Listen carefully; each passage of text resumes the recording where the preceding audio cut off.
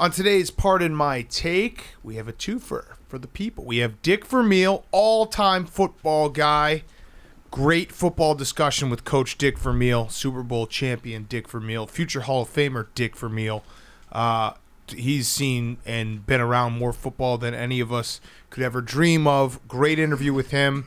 And then we have Mike Florio, our good friend Mike Florio, to talk about the Tom Brady 600th touchdown ball and Deshaun Watson possibly getting traded very, very, very, very soon.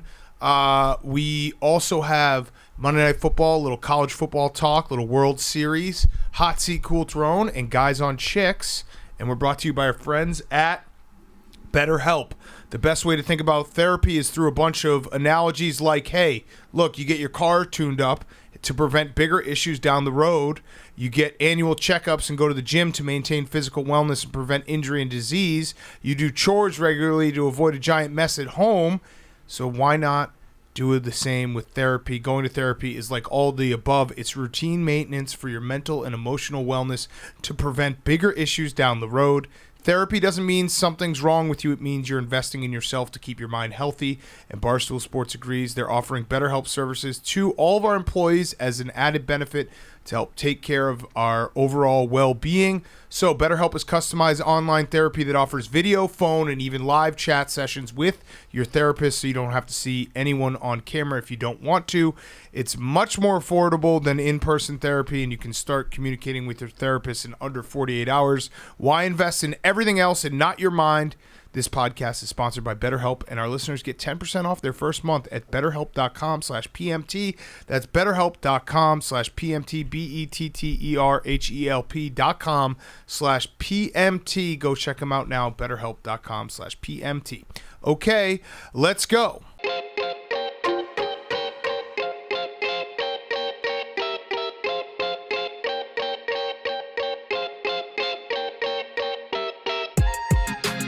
Welcome to Pardon My Take, presented by BetterHelp.com/PMT. Today is Wednesday, October 27th, and I want to do a mental flush, boys. I want to do a mental flush, boys and girls, of Week 7. Get it out of our system. Boy, did that stink. Monday Night Football. I'm actually happy that Monday Night Football was as bad as it was, because I didn't want them to be like, oh, Week 7 wasn't that bad. You had the Dolphins and Falcons in this great Monday Night Football game. No, it sucked. We're moving on. That's the way it was. Geno Smith versus Jameis Winston, and Geno Smith with almost the greatest Josh Rosen stat line of all time, where if he hadn't thrown the 84-yard touchdown to DK Metcalf, he would have been 11 for 21 for like 60 yards. Yeah, I think Marshawn Lynch put it best when he just said, what the fuck? Yeah. That's how I felt watching the entire game. And at the beginning, when they had that 84-yard touchdown pass to DK, I was like, maybe the weather does affect the defense more than it affects the offense.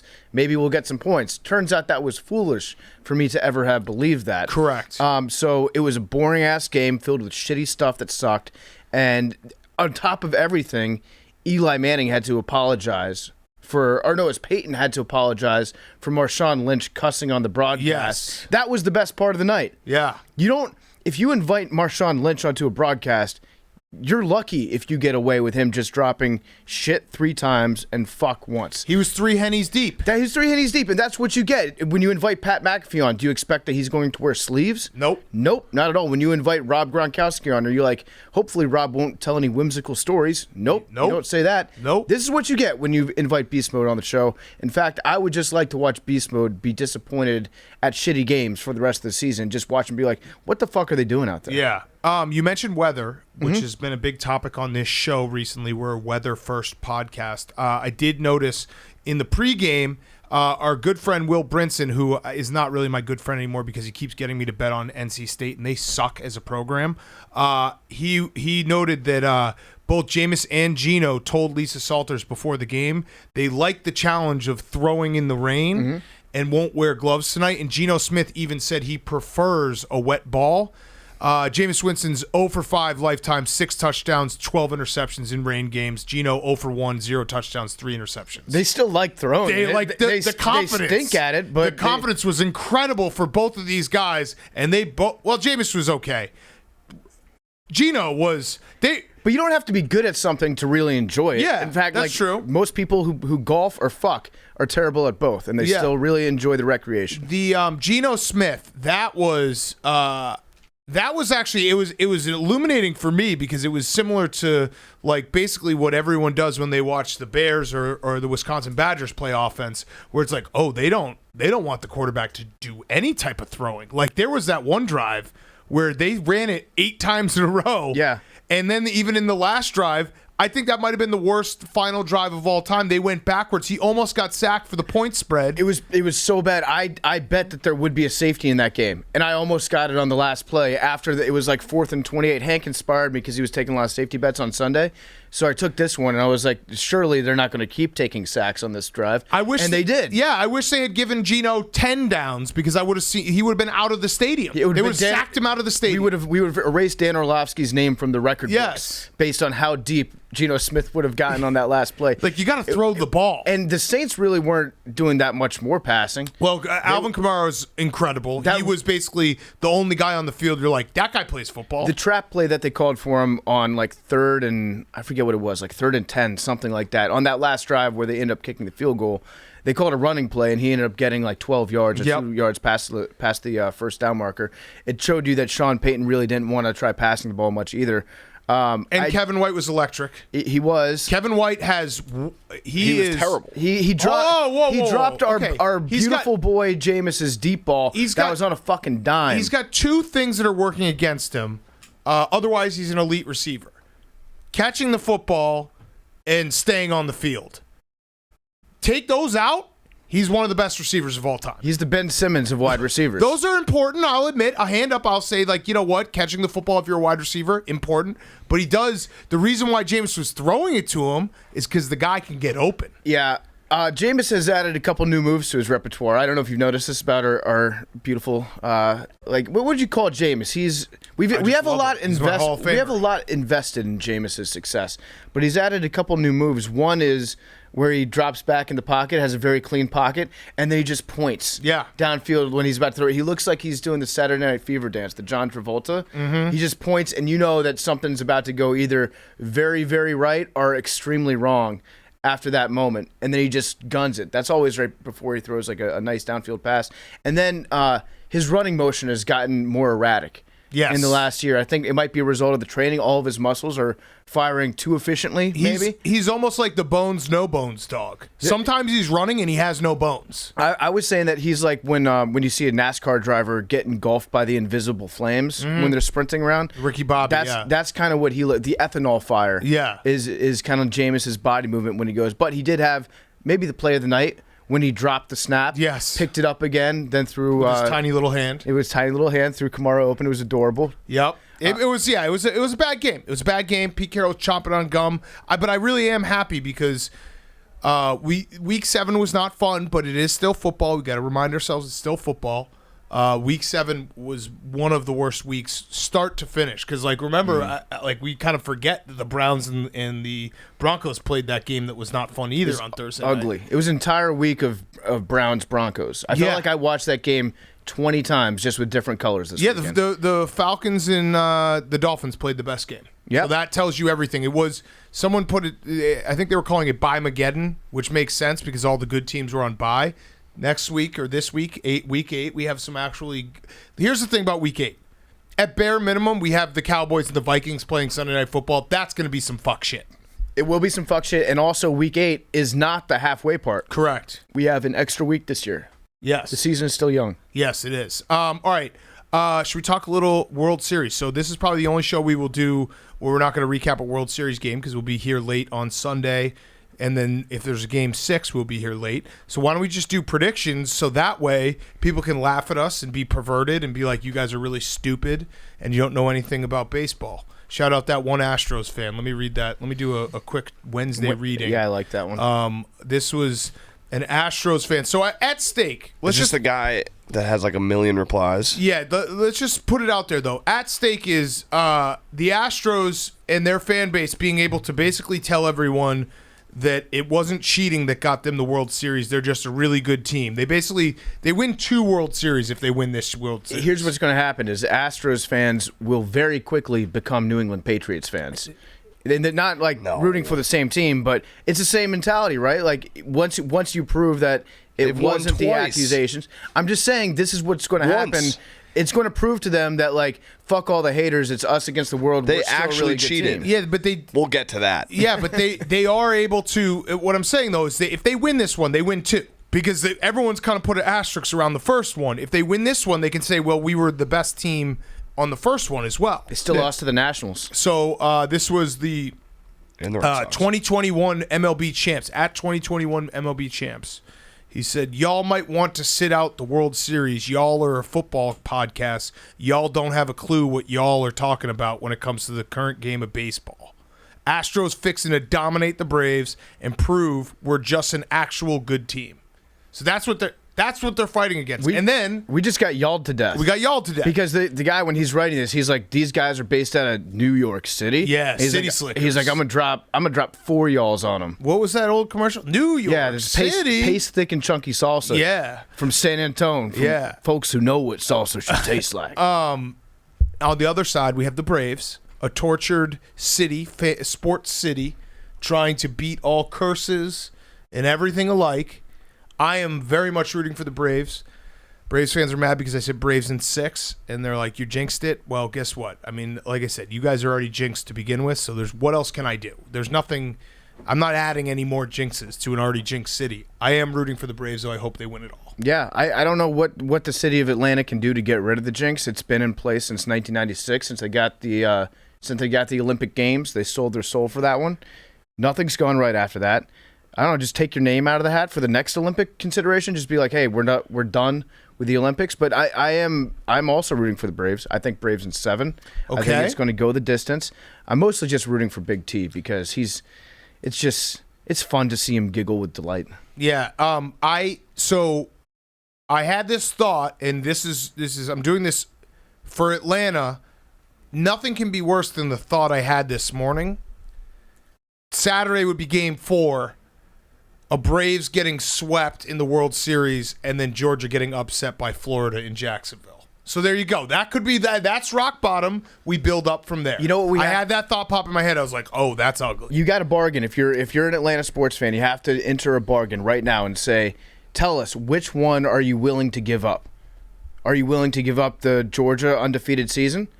Or are you willing to give up the Atlanta Braves World Series? Because I don't think that there's any chance in hell that they can get both, right? Maybe. It can't happen with the planet aligning. You have to prioritize in this circumstance. I think they'd probably say the Braves winning. I think that's where most Atlanta. Yeah, I don't know. College football fans are crazy. Any other predictions? Anyone got their? Let's all go on the record here. Hank. Braves in 7. Okay. Jake. Braves in 5. Oh no, Billy. No Acuna too, which is crazy. that they're Yeah, here. face of baseball. Yeah. He's not playing. He hasn't been been playing injured for all year. months. Houston in 7. Wow, that's Hank's sabermetrics. I actually His agree. Analytics Now I department. agree with World Series 2021 champions. Yeah, Hank, y'all don't know what you're talking about. Hank doesn't care when he gets the information as long as he gets the information Yep. in time. Okay. I don't like it, but Astros in 6. Oh, okay. Are you trying to win that or lose it? I don't want it to happen, but I think it's going to happen. So are you I'm trying to lose it? to win it. No, he's trying to win it, but he's with much reluctance. He doesn't Exactly. want to win it. No, but you should try to lose that. You'd rather it lose. Exactly. So you're trying to lose it. No, but because when Billy chooses a game that he's trying to lose, he actually just lies and said, hey, I like the over on this game, but in reality, he really likes the under. Got it. And this one, he really does think that the Astros are going to win the World Series, but he regrets feeling You that way. regret just I don't He's actually ashamed. right. He's I don't want ashamed it to of happen. to feeling be that. right. Cheaters. Yeah, Yeah. don't be ashamed. Okay. So Be yeah, yourself, I hope the Braves can do it. I'm sure also the fucking Astros. Fuck the Astros, man. They're not likable. I mean, Altuve is kind of Dusty like Baker a little bit. 'cause Yeah, he Dusty- loves and he's Dusty Ba- old. I just know like it's Altuve enough because time he's has short, passed Hank. with That's it. with Dusty on the Cubs, and He's old. Were you rooting for Dusty to not be successful after he No, left for the a Cubs? little bit it was a 'Cause little like, hey, dude, like you kind of whatever. I didn't think that he did anything like. Well, He kind of pitched Mark Pryor and Kerry Wood. Yeah, Kind of sent them out to pasture a say little so. bit. Yeah. Yeah, but he's a nice guy. He's a baseball lifer.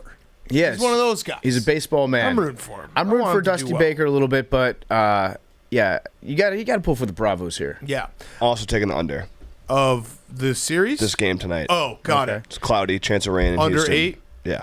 Oh wow. So okay. Has there ever So you're been trolling? When was the last time there was scoregami in the World Series? Is there baseball scoregamis? Probably not. There's too many games. There's I don't got to know. be score. It would be There's so gotta Probably rare. like 25-2 or something. It'd be fun. No, that's the happened. Rangers. That happened. The Rangers and the Orioles had 30-3 once. Yeah, that's Can right. you try to find the most could forget? likely scoregami Okay. in baseball? We also have This Is Wild storyline in the World Series. Oh yeah, I Brian saw this, Snicker, yeah. manager of the Braves, and the Astros, his son, is the hitting coach. That's that's wild. wild. Yeah. That is wild. Buddy Boeheim quote tweeted Wow. wild from the video yesterday, by the way. So who are they rooting for? Yeah, Who's the wife the rooting wife. for? Yeah, the It's got a mom. House Divided shirt, right? Damn. Yeah, I Tough. think you root for your son. Over your husband? I don't know. I think you do. I think Till death moms do root. us part. I think moms root for kids Yeah, over. They're rooting for a spouses. 7-game series. I think Yeah, if I you think, polled 100 moms, I Yeah. think they'd all root for their kids first. I think most dads happened in would your root for household, the Big Cat? moms, My kids but would most root dads for. most dads root for the moms. Most wives root for the sons. If that were the case, Dads root for. if it were like if the mom was a hitting coach and then the Got son it. was also a Got different it. coach, The mother's a doctor. then yeah, the mother's doctor. Yeah, that's wow. My sex household, I education. would be. Yeah, I wouldn't get rooted for. No one would be rooting for me. the No lowest. chance. That's. I mean, I understand it. You root for kids. Come on. I don't need. Yeah, I Want your don't. kids to Would do you well? be rooting for your kid? You want a woman rooting for you? Pause. You want no? Yeah, your kids are like your kids getting all their dreams come true. So it's Yeah. a win-win, basically. Yeah, think- it is. I think But a I more- think if you had to like poll, I think parents will always root for their kids. I think first. a more fair Like, question Gundy, is are like, you- is like- the dad rooting for his son? That's what I'm saying. Like, let's say he's a baseball lifer. Oh no, the dad's not rooting for his That's son. what I'm asking. No. He's Not even a little bit? No. You wouldn't even be rooting a little bit? Like, No, I think that's more of a when all is said and done, then you can be like, "Hey, that's cool that you got it." But I'm proud of you, but- no. Fuck that. Yeah. No. All right. I would like try to food poison my son. I found So he couldn't- they scoregami. couldn't- Yeah, hit. let's hear it. Up to 2017, this website. The most realistic is 18-14, Okay, so that's what we're rooting for. 23-0, 21, 23-1. 18-14. 18-14 is realistic. 18-14. That's what I got my mind on. That would be fun. That would Yeah. be a lot of fun. I Yep. can't believe that's never happened. Wow, Yeah, that's fun. crazy. That's wild and crazy. Yeah. All right, little college football. Clemson is officially. Is the dynasty over? Clemson is dead. Is the dynasty? Is Dabo? Is the think dynasty done? I think Dabo was a system coach. He can't do it without an elite quarter. He can't do it without Deshaun Watson or Trevor Lawrence. That's what it looks like to me. DJ Ukulele is not the guy, although he could be the guy. I'm not going to give up on him. I'm a big like. I mean, it's very similar to the Kevin White discussion. I'm a big 5-star. If you're a 5-star, you're a 5-star for life. Also, he played really well when he was a backup. When he got Notre in the game. Dame, yeah, yeah. So he had a good offensive line and good receivers. that game. and also his dad just kicks ass. I'm very intimidated by him. He's the best. So yeah, I'm still rooting for DJ, but I don't know. Clemson dynasty over. Dynasty I'd say over. Put a stake in the heart. I also would love to have someone, maybe a graphic designer, make me a poster of the 9 overtimes that we saw in Happy Valley, because that was one of the worst games / hilarious games. That deserved to be a bowl game like that we watched. Cheez-It. Yeah, Cheez-It Bowl or the Red Box Bowl. But 9 overtimes, the 2-point conversion fest where they have to walk back and forth down the other side of the field, including Sikowski, the Illinois quarterback, getting hurt halfway through, breaking his arm. And listen, it sucks that you break your arm. They attended to him on the field, so there was like a 10-minute delay. He couldn't walk. He didn't walk off the field. Mm-hmm. It was a absolute train wreck. But yeah, the play-by-play where it's just 2-point conversion attempt, fail, 2-point conversion attempt, fail, 2-point conversion attempt, fail, over and over. Oh, beautiful Big Ten football. Bielema just wanted to get out of there and get some dinner at that point. How hungry would you be on the sideline? So hungry. You don't account for that. Even the hungriest man doesn't eat enough hot dogs at halftime to last through all those overtimes. I don't like this overtime thing. I don't like it. It's stupid. It's dumb. And here's the best part too. The Sitkowski, The underhit. The underhit easily. Sitkowski, he went 8. He's a winning quarterback. He went 8 for 9, 38 yards and 1 interception. Gross. Winning quarterback. And then what's his name? Brandon Peters, I want to say, came in, and because it's 2-point conversion attempts, he won the game for Illinois, but his stats don't show up. Yeah, because it doesn't count on the final thing. Yeah. So he It's never dumb. exists. He like ghost rode the win. Yeah, so you could have gotten, like, if you're running back, hypothetically, and you had scored a bunch of 2-point conversions in overtime, that could possibly add up to, I don't know, like 16 more yards on your total for the day. And nope, doesn't count. Doesn't count. How should we have the conversation? Is James Franklin distracted by all the money that he's about to get paid? Well, because he hired a new agent, and in my experience, you don't really hire a new agent if you're happy with how much money you're making. Funny you asked that, PFT, because he actually came out today and he said future with Penn State, not a distraction to the team. Okay, good. So not a distraction. Okay. Well, case dismissed. I feel dumb for even asking. Did you hear what he said? No, I'm wrong. I was wrong. He said he's focused on Illinois. Oh. Okay. But that's not who they're playing this week. Well, he should probably refocus. no, he said- They're What did he playing say, Ohio Billy? State. No, Yeah, he so- said we're just focused on Illinois. Yeah, they're so playing he's Ohio State. playing Watching Ohio film. State next Yeah. weekend. Yeah, he's just watching a lot of film. No, he said we're Illinois. on to Illinois.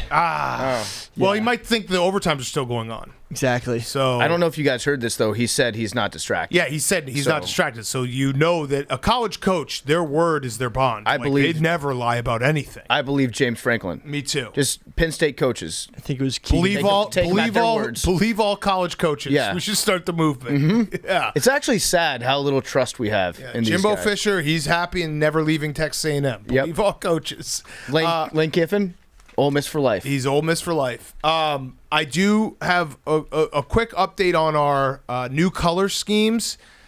I do feel like we are just heading directly into, this season's awesome, this season's chaos, and it's going to be Georgia, Alabama, Oklahoma, and Ohio State somehow. And Cincinnati's going to get left out. I felt like Cincinnati.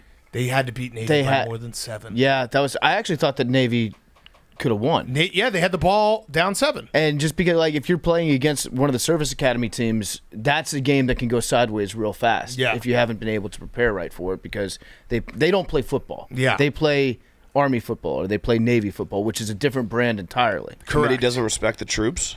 Who? The committee or whoever picks that. Well, I just think that Cincinnati's in that mode where they're actually like a throwback BCS style team trying to score style points to get into the playoff. They have to win, and they have to win convincingly, because otherwise they're not going to get the benefit of the doubt, and they're just going to put in Oklahoma, who keeps beating like bad teams by a few points, and everyone's like, well, it's Oklahoma. I'll just say it right now, I want Michigan to get in there.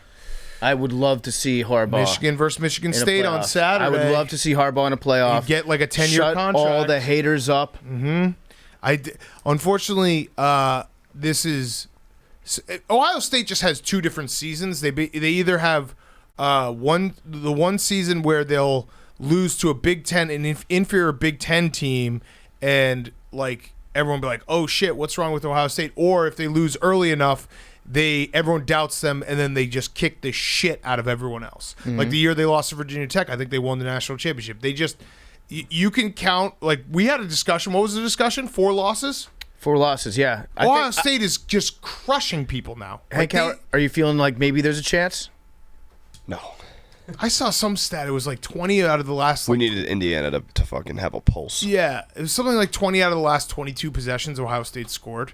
It's crazy. They're buzzsawing people. They're going to kill Penn State, and they're going to keep rolling, and they're going to kill Michigan State, and they're going to kill Michigan. They might lose to Penn State. Oh, Because James Franklin is so focused? I mean, every game for me in this bet is a must-lose for Ohio State. So I what do you have to get if they don't? Yeah, I forget. Like, I wasn't going think it to was like watch $1. football. No, I wasn't going to watch football, remember? For a month. If they had 4+ losses. Yeah. For the entire month. Yours was something along the lines of... Getting $10. a cat. Yeah, I think it was the cat one. It was getting a cat, right? Do you remember, Billy? Getting a cat. I think it was something worse. Yeah, Oh, it was worse than a cat, getting 2 lion. cats. Yeah. Yeah. Yeah, getting 2 house cats. One named Brickles and the other named... Pickles. Brickles and pickles. I think I said I wouldn't. I also wouldn't watch one has Sunday diabetes. football and come in. Oh no.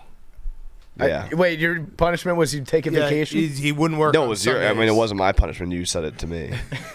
All right, we need to. Somebody please fact check us on this one because we forget what Hank's into the bargain was. Yes, and also someone make me a poster of the 2-point conversion off in Happy Valley because it was fantastic. All right, anything else from college football before we move on to Hot Seat Cool Throne? This is a last week was just bad all around for football. This week we're back on track. I mean, Oklahoma, they were fixing to lose that game. Yeah, that's what I'm saying. Like they keep beating teams by not a big margin, but because they're Oklahoma, everyone would be like, yeah, they're really, really good. The debate I'm addicted to having already is Caleb Williams a Heisman candidate?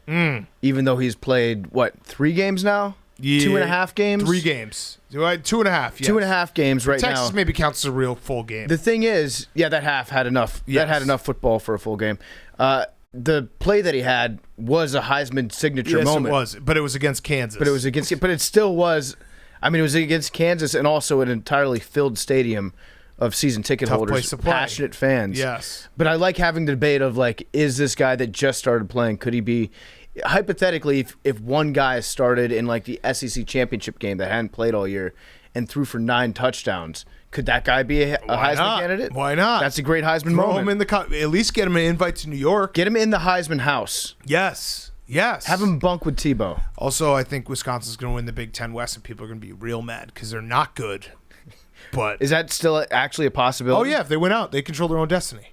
For some reason, I thought that the season was sunk. No, Dead, buried, they can be done. in Indianapolis. If they beat Iowa, there's a pretty good chance because the rest of their schedule they should be. They're That would be the most Wisconsin Yes. season ever. also our good friend Tom Fernelli had a stat that Wisconsin over half of their points given up have been directly related to a turnover. Okay. So that's all they do. They just turn the ball over and give up points. Otherwise, their defense is like the greatest in the world. Just got to limit those turnovers. Yeah, which is impossible because they like to turn the ball over. Jameis did a pretty good job. That's true. Yeah, no, it's going to get people real mad if Wisconsin plays Ohio State in the Big Ten championship game. I'm declaring it. I want Georgia, Cincinnati, Alabama, Oregon. Michigan. Oh, okay, Michigan. That's good colors. All right, let's do Hot Seat Cool Throne. Hot Seat Cool Throne brought to you by our friends at Coors Light. Coors Light is the beer that you drink when you need to chill out, when you need to take a break. We're always on the go. It is football season. You got to make that mental capture of the moment because football season doesn't last forever. And Coors Light is a beer that you can chill with on your couch, at a bar, with your friends. Whatever you want to do, Coors Light is there for you. Coors Light is cold lagered, cold filtered, and cold packaged. It's literally made to chill. It's as crisp and refreshing as the Colorado Rockies. Perfect for a moment to unwind when you crack open a ice-cold Coors Light. Coors Light is the one I choose when I need to unwind. So when you want to hit the reset, reach for the beer that's made to chill. Get Coors Light in the new look delivered straight to your door with Drizzly or Instacart by going to CoorsLight.com/take. Celebrate responsibly. Coors Brewing Company, Golden, Colorado. Hank. Hot Seat Cool Throne. My hot seat's Ed Asner. Dead Yeah. as fuck. He is dead. Yeah, R.I.P.. So we were wrong. Big dead. Big Rip Ed. Super dead. You dead bitch. Dead Ed. Yeah. How long has he been dead for? 6 months. 4 Whoa. months. Okay. Body's not even cold. Damn. Dead. Just Dead as sad. fuck. Do you know what was Ed Asner famous for again? Being dead. I mean, I remember on this show? No, Film and on this television. show? No, he was famous for being alive. No, on this show, most famous for being dead. That's a fact. He was the dude in Up. Oh, the old guy? Yeah, he That's voiced the That's a guy in cartoon. Up. Oh, okay. That actually sad now. I feel thought that bad. was Joe Pa. Yeah. Okay. That's sad. My cool throne is the NFL being pieces of shit and unbiased, biased and just ignoring cheating. I've talked about my problems with the Manning cast and how every time I go on I get triggered, whatever, blah blah blah blah. Yesterday, I was watching the Celtics game ended. I flipped over to the Manning cast on TV One. Was like, let's tune into the boys. Saw some tweets. I missed the Brady part, but people said it was good. Quite literally, when I turned on the TV, Peyton Manning starts going off this rant about how the ball boys in Indianapolis used this special sauce and they did all these tricks of the trade and did all this shit with the ball. And I'm sitting there, I'm like, oh my God, I can't believe he just admitted to these crimes. Twitter's going to be going crazy. There's going to be an investigation tomorrow, and it's just crickets. Yeah, no, nothing. That part was ridiculous. Because It was insane. I literally flipped off the channel. I like couldn't. It was infuriating. It was infuriating. It was crazy because they just had Tom Brady on, Yes. and he was. I thought Tom Brady was great, by the way, on the Manicast. He's always. It's crazy to watch him like discussing football as it happens. That was a great broadcast. But then they get him off, and the very next segment, Peyton Manning is literally saying, "Yeah, I had these 3 guys. I actually enacted the rule change that let me doctor my own balls the way that I like to, so that the quarterbacks could be better. I led a group of quarterbacks to do a petition to Roger Goodell saying we should be allowed to prepare our own balls. So we would sand them down. We had a special sauce that was made up that we'd rub them with. We used to get a belt sander on them sometimes. He was just like openly talking about it. My big problem though was, why not have that conversation if you're going to have it? Have it when Brady is on the air with you. I'm sure Tom Brady would have just went off and been like, this is absolute bullshit that the NFL did this like $7 trillion investigation and suspended me for 4 games. Yep. And Payne was just like, yeah, we had our special sauce every game, and like I just we love just the fucked with idea the of ball you just so getting much. so angry, turned it off. Well, stomping around I your love a house. good broadcast. We're in the business. I like to see what people are talking about. If people are like, this is good, I'll check it out. And then every time it's like, I turn on, they're like, oh, let's talk about the helmet catch. Let's talk about how like we cheated so much with these balls, and no one gives a fuck because I'm Peyton Manning. You know what would help calm you down in those moments? What? Brickles and pickles. Yeah. 2 cats that you can, 2 pussies you can Brickles just. and Yeah, pickles. I have the bet. Oh, you do? Okay. Yeah. It's Brickles and Pickles. We already know what it is. If you had 2 kittens that you could pet every time you got listen upset. to it? Unfortunately, from what I had, it had nothing to do with the cat. I want one of the cats to be like a little No, surly. yeah, Like obviously you can not. cuddle up with one of them, but the other kind of hates you. So if the Buckeyes lose 4 games, PFT can't watch NFL football for the entire month of September next season. And if they lose less than, Hank can't watch the entirety of week 1 of NFL next season. Oh, okay. Great. Yeah, this is Extended that's summer not a vacation. punishment. Let's go. That's also Yeah. big time future I you. didn't listen to the No, entire he- segment, but that's what I have so far. That's not a punishment to Hank. Yes, He's it gonna go is. golf. I'm a football guy. He's gonna go golf. I'm a 30. football guy through and through. Damn. You Actually, can't watch the Patriots though. yeah. He's still gonna golf. One other thing about the Manning cast last night, Drew Brees was on there for a little bit. He also they mentioned you guys briefly, like the Barstool guys keep chirping my shirt Yeah. very briefly. But Drew Brees went on, and I don't know if you happen to notice this, but he said, "Hey, I got some people that would like to say hi to you guys on the broadcast," and then he goes, "Say hi to my boys," and he brought his 2 boys on next to him. And he's like, it's a special treat. Let them stay up past their bedtime so they could say hi to the Mannings. Say hi, boys. And then after the boys say hi, his poor daughter reaches her head in from off frame. No. Drew Brees was making his daughter stand off frame while his sons were on frame. And she goes, hi. And then she like immediately gets moved out of the way again. This son of a bitch I think he's trolling us now with this. Yeah, I can't gotta tell be if it's a joke at this point. Because that's when it first happened, it was Maybe he's just super old school. when and just daughters don't exist. Yeah. it was just like guy time, boys watching football in the man cave. But when it first happened, and there was certain people that are just big care lords out there that are like, wow, he didn't throw a pass to his daughter when he was passing to his sons. Yeah. They're reaching for stuff. There's enough evidence out there that Drew Brees might hate his daughter. I'm just saying. Yes. No, for sure. I'm just saying. I've seen enough. At this point, It's enough to convene a grand jury. Yeah. I'm not convicting him yet, but we're investigating. That's funny because I just looked for. I looked Drew Brees' daughter to try to find it, and the top tweet is just some guy named Matt Lewis who says something. Drew Brees hates his daughter. PFT commenter. Somebody tag No me in shot. that? Yeah. No, but if you watch the video. So this guy's just predicting the show. Yeah. Fuck. Yeah. Okay. If you watch the video, it's exactly what I said. Like she's off camera and he's like, say hi to the boys. That's crazy. Yeah. Your hot seat Coulter on PFT. My hot seat is Pete Carroll. This is kind of a little hot seat because I think that Pete Carroll might be coaching for his job right now. I think so too. how can you Because- coach for your job with a backup? Well, his job as a coach. Okay. Yeah, but no, that's a good question though, Hank. I think in most circumstances it'd be fair to be like he's managing the best he can given the circumstances. But I think what the absence of Russell Wilson has shown is that Pete Carroll, without an elite quarterback, a guy that he kind of lucked into when he drafted in the third round. Every other team passed on Russell Wilson twice, if not 3 times.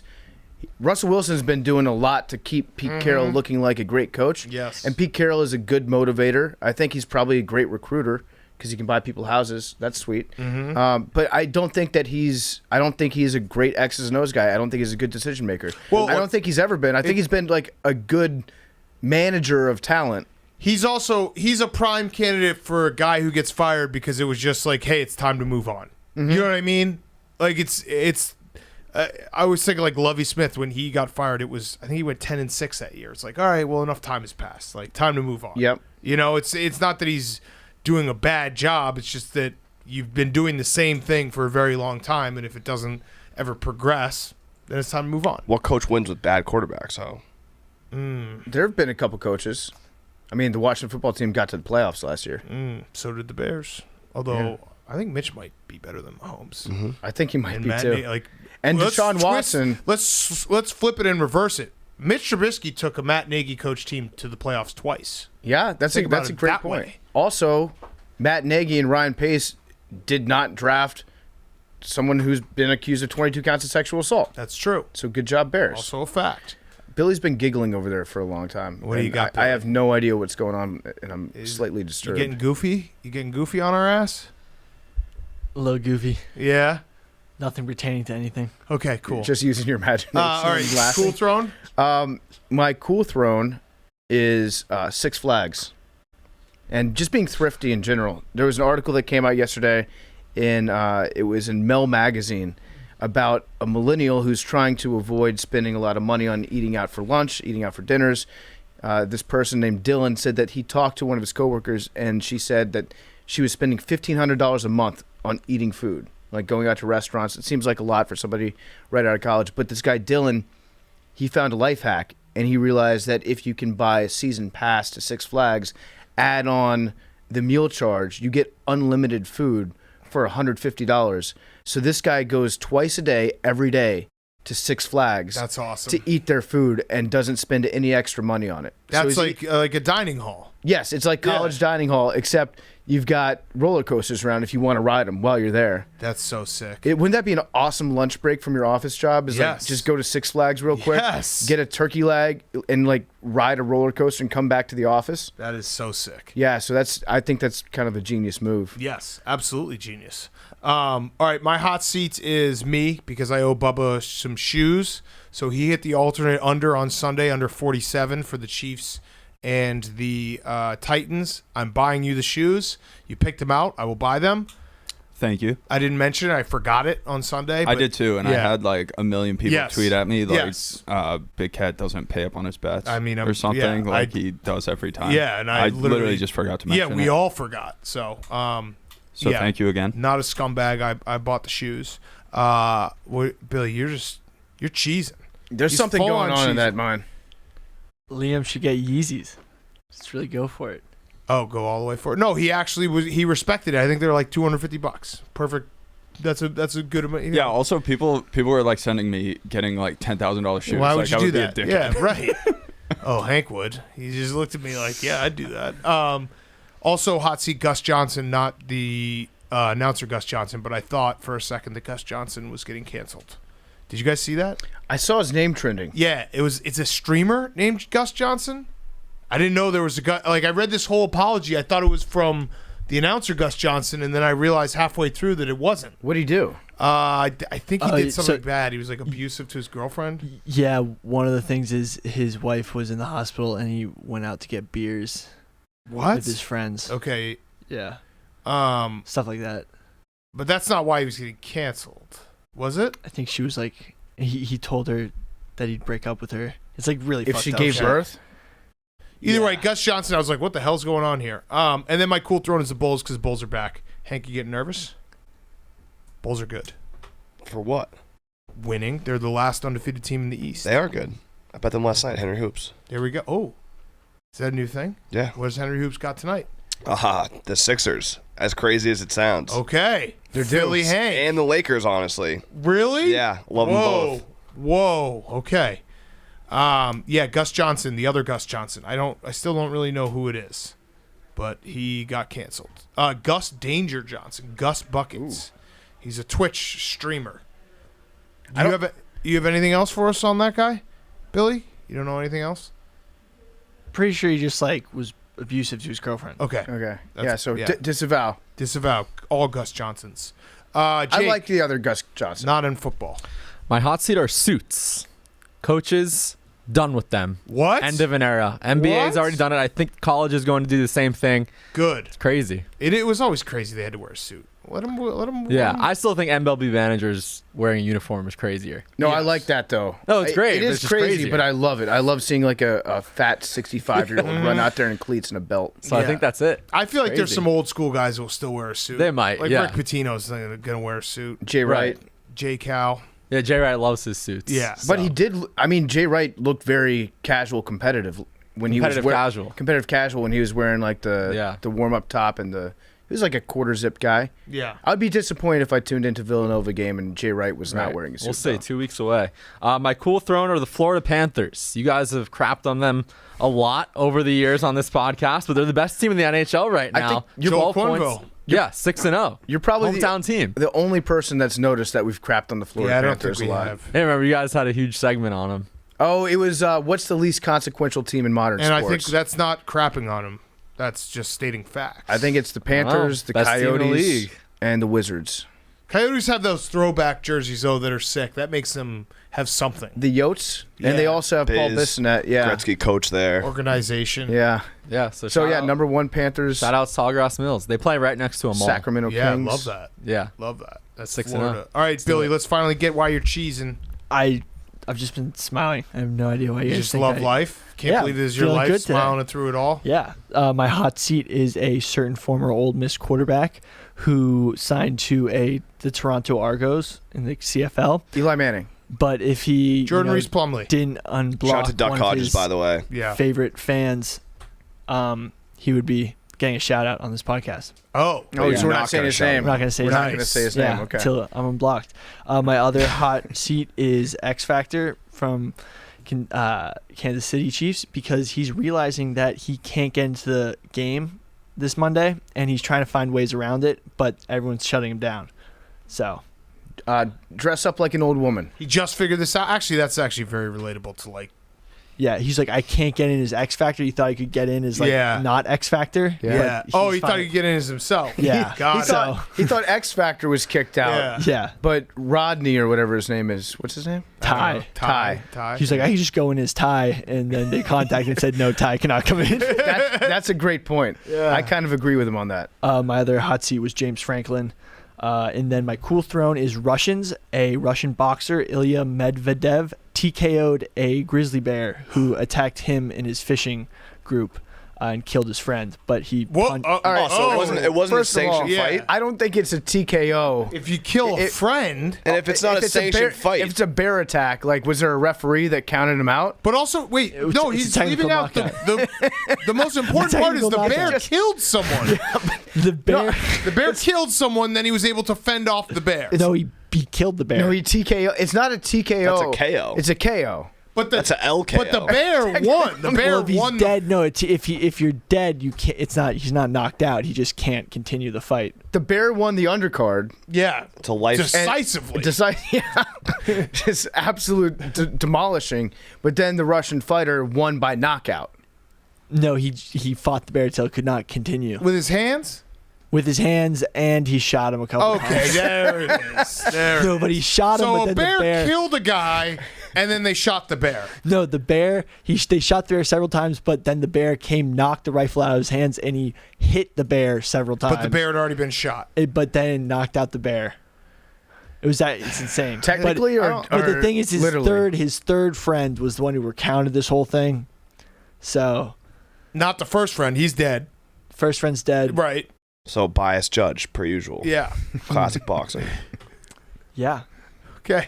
Good hot seat, I cool love it. throne. Thanks, All right, let's get to our interviews. We've got a great interview with Coach Dick Vermeil, and then we have Mike Florio after that, and then we'll get to Guys on Chicks. Before we get to Dick Vermeil, I want to talk to you guys about Shady Rays and their brand new limited edition Pardon My Take sunglasses. Since the beginning of the year, we've been creating something epic behind the scenes with our great friends over at Shady Rays, and we're excited to announce the all-new Pardon My Take limited edition Venturas are now available. I'm actually going to, you know what, I'm wearing the old grit shades right now. I'm going to put on the brand new ones, the limited edition. If you watch on the YouTube, you can see me changing sunglasses. Wow, that's weird. These are very comfortable sunglasses. They're actually my favorite Shady Rays that we've ever produced with them together. They're Ventura frames. They've got the black smoke. That's what I'm wearing right now, the black smoke lenses. Big Cat's favorite is the infrared smoke. It's more of a red sunglasses lens, and they are premium down to the packaging. You can get the full experience with a custom designed box to store your shades. The outside has Shady Rays and Barstool branding, and the inside takes it up a notch with an exclusive Pardon My Take limited edition logo with the names of yours truly. It's got PFT, Big Cat, and Hank written right on there. We love these sunglasses, and they have the best warranty in the business. We love Shady Rays, and we're very excited to be partnering with them. So if you're thinking about getting these, I would recommend that you get them right now because the limited edition Pardon My Take shades are limited to 2,500 pairs. The last one sold out, so you got to be at the front of the line. They're not going to last beyond the fall season. Grab them now before they sell out. Don't wait till the holidays. These are 100% worth the price. Go to shadyrays.com/PMT. Grab your pair. Be the one to grab this special collaboration between Shady Rays and ourselves, available only at shadyrays.com/PMT. And now here's Dick Vermeil. Okay, we now welcome on a very special guest. It is future Hall of Famer. I'm going to say it. Coach Dick Vermeil. He coached in the NFL, won a Super Bowl, coached for 3 different NFL teams. Coach, let's start with that because you are a finalist for the NFL Hall of Fame this upcoming year. Have you thought about what it would mean to you and maybe getting that knock on your door? And have you already pre-cried about it? Because that will be an emotional moment. Well, I thought about it a lot since I got the phone call a month and a half or so ago. Actually, it was late August. I got the call while I was in the airport landing to go to the Napa Valley. Yeah, I got the call. It startled me. It really did, in a positive way. I'm very, very grateful for this opportunity and the position they put me in through the voting for the coaches. And I'm sure the other coaches that didn't make it this year will make it next year because I know who they are. And they are certainly as deserving as I am, maybe just not as old. So the age, I think, helped me a little bit. But I'm very appreciative of this opportunity. Looking forward to it. I think we need to discuss more how you are a trailblazer. I think getting the word out there about how you were actually the first special teams coach in the history of the NFL, right? The first full-time special teams coach? Yeah. 1969, George Allen hired me. I was an assistant coach running the offense at Stanford University, coaching Jimmy Plunkett at that time. Yeah, I mean, there are 3 phases to the game, right? We got 33 starters on each team. I mean, there's some overlap there, but special teams is important. You know that. So when you started being the first full-time special teams coach, what was your job? Why had there not been a full-time special teams guy before you? Well, at that time, the entire NFL coaching staffs, they were all made up of 6 assistants and 1 head football coach. And they divided the special team responsibilities up amongst the staff. And it got a late preparation day, usually Friday and Saturday, to prepare for the special teams that are going to take place on Sunday. And George Allen, the year before, had lost a playoff game due to a kickoff return for a touchdown. And during the offseason, right, he and his staff went through and evaluated every kickoff coverage intensely. And they found out the 2 guys that missed the tackle hadn't made a tackle all year, but no one was following it that closely. So he said, I need to hire somebody that evaluate the performance of my special teams every Monday after Sunday's game. So I went to the ownership and got permission to hire a special teams coach. He called a friend of his, Peyton Jordan, head track coach at Stanford University, and asked him if he knew anybody that might be a special teams type coach that could lead guys in all these variations, because you get everybody on special teams in your meetings. And Peyton Jordan recommended me. And I was coaching offense at the time, quarterbacks at Stanford. And I interviewed for the job and he gave it to me. So thanks to Peyton Jordan and then George Allen being a visionary, really. He started the nickel, he started the dime defenses and those kind of things, and he started special teams. Yeah. I was there 1 year and was offered the offensive coordinator's job at UCLA, and I took it. And then Marv Levy took my job, God bless him, a great man to this day. Yeah. So that's the story. And I was very thankful also. I had the advantage of Howard Snellenberger being on the Rams staff at that time. And Howard, having coached in Alabama under Bear Bryant, where kicking game was really critical and a big phase of their preparation every week, he helped me gain some knowledge in regard to the special teams, more so than I would have just on my own. Yes, I coached special teams myself in high school and junior college and that kind of thing. But in college, I didn't. I was coaching offense. So Howard Snellenberger was my go-to guy at that time. You mentioned high school and junior college. I love about your career. You are a football guy through and through. You have the distinction of being named Coach of the Year in high school, junior college, and at the professional level. So you have done it all. Your career path is incredible. How you basically went from the smallest to the largest in terms of the football world.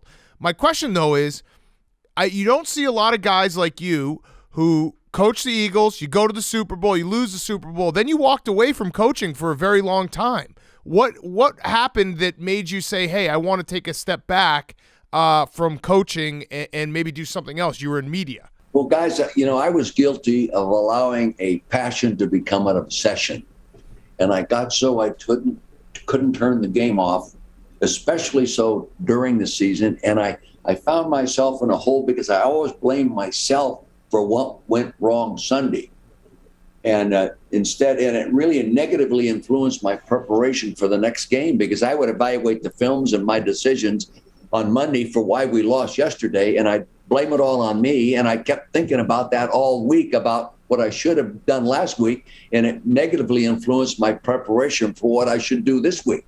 And then all of a sudden I'd be Friday to play this next game, and I'd be looking at film, and that time it was film, and say, geez, why didn't I see this Monday, Tuesday, and Wednesday? It's too late to install what I'm seeing now. And I felt I was in a spiral downhill in terms of being the leader and running my own offense as I did, coaching my own quarterbacks and that kind of stuff. And so I decided to take a year off and get away from it. And in doing so, I was offered a job with CBS to broadcast football games. And I went from making $75,000 a year to $150,000 a year, working 16 weekends and then doing a few college bowl games. So it was stealing for a living in comparison. And I enjoyed it. It kept me close to the game. But I still always thought I'd go back into coaching. And I'm not bragging when I say this, but 13 of the 14 years I was out, I had somebody contact me. That's crazy. And the finest job I was ever offered was offered on the phone in about 1986 or 7. And I turned it down because I was a little afraid I would end up in the same hole I was in. But thank heavens for the Rams and John Shaw and Georgia Frontier and Jay Zigman of the Rams. Every time that job had been open, I had been contacted and asked if I was interested, because I had worked for Georgia as an assistant coach. Right. Okay, I had worked there. And she knew me, and I think she had confidence in me, and she felt comfortable with me. And they offered me the job, and I decided, if I don't go back now, I'll never go back. I'll be too old, so I went back. What was the job? What was the job in 1986 that you were offered, the finest job? Well, it was actually Tampa Bay Buccaneers. Ah. It was Mr. What's his name? Culverhouse. Okay, he called me up. And he said, Coach, I understand you're a candidate for the Atlanta Falcon job. And I said, that's just a strong rumor. I asked him to give me a week to think about it, and I'd get back. And he said, well, it's out that you're going to go there. And I said, well, that's not true. And he said, you know something, Coach? I've made more money in my life that I could spend in 2 lifetimes. And I'm offering you the Tampa Bay job. You can write your own contract. That's exactly what he said to me. Guys, I haven't told him I don't know if I've ever told him. Anybody I'm interviewing that story. And I was visiting my dad, who was dying of pancreatic cancer at the time in the Napa Valley. And I sat down and I said, Dad, you can't believe just what happened. I said, Mr. Culverhouse from Tampa Bay called me and offered me the head coaching job and said I could write my own contract.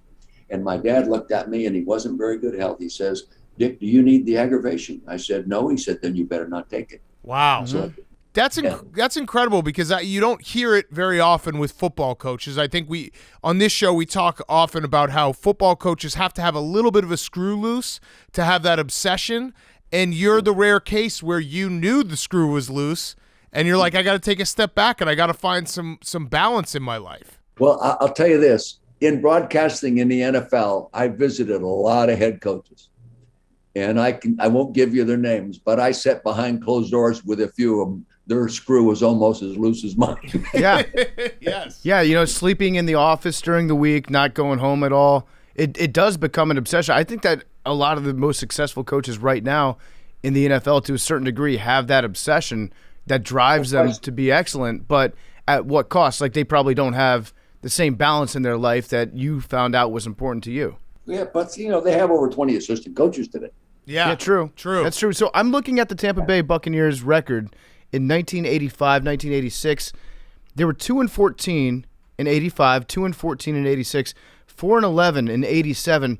I'm just curious, why did that become the most attractive coaching offer that you could ever get in your life? Because that's not the same Buccaneers that we have today. Yeah. Well, I didn't call them; they called me. Mm-hmm. And Mr. Culverhouse had a very good relationship with Leonard Toast, my owner at the Eagles. And I'm sure that Leonard was positive about my performance with him as a head coach and my great relationship I had with him as coach owner. And I think Hugh Culverhouse appreciated that. And he was desperate. So he called me. And that's it. I talked to other owners too, but I never had anybody say, you can write your own contract. Mm-hmm. So I had a great respect for him as a man anyway. But my dad finalized it for me. I wasn't ready for the aggravation. And like you said, if you're not ready for it, then don't do it. Yeah. So you decide to come back. You end up coaching St. Louis, the greatest show on turf. You kind of started that entire era of football for the St. Louis Rams. You get to the Super Bowl. The last play of the game, the Titans, they reach out at the 1 yard line. They come about a yard and a half short. But when I was watching on TV, it looked like maybe his knees were still off the turf while he was reaching out. From your point of view on the sidelines, can you walk us through what you saw in that last play? Well, you have the worst seat in the house, especially when the end zone here is 50 yards to your left. And there's a whole crowd of pile and offensive people in front, blocking your vision. So I didn't really see. I turned to look at the officials coming in from the sideline. And I was waiting for them to either cross their arms or go like that. I had no idea what they happened. And when I saw them go like that, then I said, that's it. We are world champions. And if it was that close, and I know I've talked to Jeff, who's a fine coach in his own right, he would have probably gone for 2 if he had made it. And we may not have been able to stop him because they have been pounding on us pretty good. They wore us down in that second half. Yeah. So here I am sitting as a Super Bowl winning coach. But, for all these things, because I've been there and lost, it takes the same thing to get there and lose as it does to get there and win. Unlike the NBA, unlike Major Baseball, it's not the best of 7. It's the best of 1. You don't play that well that day, you're not the world champion. But you're still a hell of a football team, and your organization did everything everybody else did to get there. So I have great admiration for both teams, and just as much for the team that lost. Yeah. And that season in particular, obviously you start the season, Trent Green, he gets hurt in the preseason. You go to Kurt Warner. Was there a point in time in that season where you're like, oh, man, this guy – this is something, because he's a backup, relatively unknown guy who goes on to a Hall of Fame career, lights the league on fire. Was there a particular moment, maybe even in practice, where you're like, oh boy, like this guy, this isn't just a regular backup, this is the guy? Well, the year before, when he was our third quarterback running the scout team offense, there were a number of times I walked off the field and said to myself, either this kid can play or my defense is horse manure. Okay. And I would talk about it. But there was a specific time, and it's in the Ram highlight film. I'm standing next to Jim Hannafin on the sideline on the 50-yard line. God bless Jim Hannafin. Where he had 21-0. He had thrown 3 touchdown passes versus the 49ers, like the 5th game of the season. that had beaten us 17 times in a row. And I turned to Jim and I said, Jim, this kid can play. That's exactly it. But thanks to Mike Martz and my offensive staff, they did a beautiful job of taking truly a gifted offensive team. There's 5 guys in that that'll end up in the Hall of Fame. 4 of them are already in, and Torrey Holt will be next. Okay. So, I mean, it was a gifted offense, but it took a guy like Mike Martz and Al Saunders and Hannafin and John Masco and all these guys, Wilbert Montgomery, to put it in that greatest show on turf. We had built the foundation for that offense in the first year and the second year in losing, but no one recognized it. But the fundamental approach we took to practice. Remember, in those days, guys, there was no limit on how long you could stay on practice field. Yeah. There was no limit on how many contact practices or how many times you could wear the pads. That team never took the pads off for 2 years on the practice field. Yeah. So it was built that way. And then God love Mike Martz. And he came in, I gave him the responsibility and backed him in every way I could. And combined with the rest of those guys, they put it together. They took advantage. And Kurt Warner, I knew he could play. I did not know he could play that well. Yeah. Nobody did. Well, yeah. You also spotted, the movie Invincible. I'm sure a lot of people have seen that guy, Vincent. How do you say his last name? Is it Papale? Vince Papale. Now, I'll tell you guys. You spotted him. I have seen Kurt Warner's new movie by Lionsgate. In fact, the whole crew was here yesterday and interviewed me about it. We saw it in the Napa Valley. They brought it up from Southern California and showed it to me and my guests in a private viewing. It is outstanding. An outstanding football sports movie. Really well done. I have a question about Al Saunders real quick. You mentioned his name. Was his playbook actually 700 pages? No, That seems like a lot of pages. Yeah, it was very, very, very, very thick. I've got it in there. I can hardly lift it. Okay, yeah, it's very, very heavy. And Mike Martz was not a big book guy. He really didn't like to put what he was thinking on paper, and I made him do it. I said, I want an offensive notebook, and it was well done and condensed. Al put everything on paper, and just contrasting philosophies. And they're both, Al Saunders did a great job coordinating my offense, the same offense at the Rams that we took with us to Kansas City. And then we emphasized the running game a little more because we had Hall of Fame left tackle, Hall of Fame right guard, Hall of Fame tight end, a nominee for the Hall of Fame at left guard, and all pro at center. Other than that, why not run the football? Yeah. So we talked about Kurt Warner. I want to throw another name out there because I'm always fascinated about interactions with people before they become legends. Kurt Warner, everyone knows him as a legend, but they don't really remember him as a backup quarterback. The other one, you had very early interaction. I think when you were playing, he was a graduate assistant, Bill Walsh, who, revolutionized football and is a Hall of Famer and an unbelievable coach. You knew him before all of that. Is that a guy where when you first met him, you're like, oh, something's different about him. Like he sees this whole thing differently than everyone else. I could tell you a ton of stories about Bill. I was a player at San Jose State my first year. He was a graduate assistant, and he was writing his master's degree. Okay, and then he became a head coach at Washington High School in Fremont, California. I was going to do my student teaching under him when I got out and got my master's. What happened, he was hired by Marv Levy to go to Cal, so I went someplace else. I went to another high school, and then we maintained a relationship. Our wives became good friends, and Bill and I became good friends. Then he's coaching at Stanford, and he recommends me to John Ralston. I'm a junior college coach at Napa College now, head coach. And he recommended me to John Ralston, and Ralston hired me as a freshman coach. I was the freshman coach 1 year. Then the next year I was the running back coach at Stanford with Jim Plunkett, Gene Washington, and those guys. So we just built that relationship. And then I became a head coach before he did, and he was the offensive coordinator for Paul Brown at the Cincinnati Bengals. And we maintained a great relationship. We became very close friends. And in fact, the wine business I'm in, Bill would have been in it with me if he hadn't passed prematurely. Yeah. So I learned a lot from him too. Yeah. And he's, he's a fascinating figure in the history of football. When he was, implementing his offense and his philosophies, was there was there a belief like, oh, this guy's crazy? Like, what is he talking about? This is different than what we've done. Using the passing game as almost a running game. How was it like perceived back then before it became something that everyone does now in today's NFL? Very, very good question. Good question. Initially, Sid Gilman was working with me. Neither one of us liked some of the basic concepts. We were vertical stretch, right? Pass offense. Bill did, yes, vertical stretch, but he liked horizontal stuff. A wide receiver here won 1 yard across the line of scrimmage over to the other sideline and throwing the ball on a dead run and these kinds of things. He brought all that. We call them zero routes. He brought all that stuff into the game. And at first, I can remember Sid saying, God, I don't like that. I mean, how are you going to make any yards of that?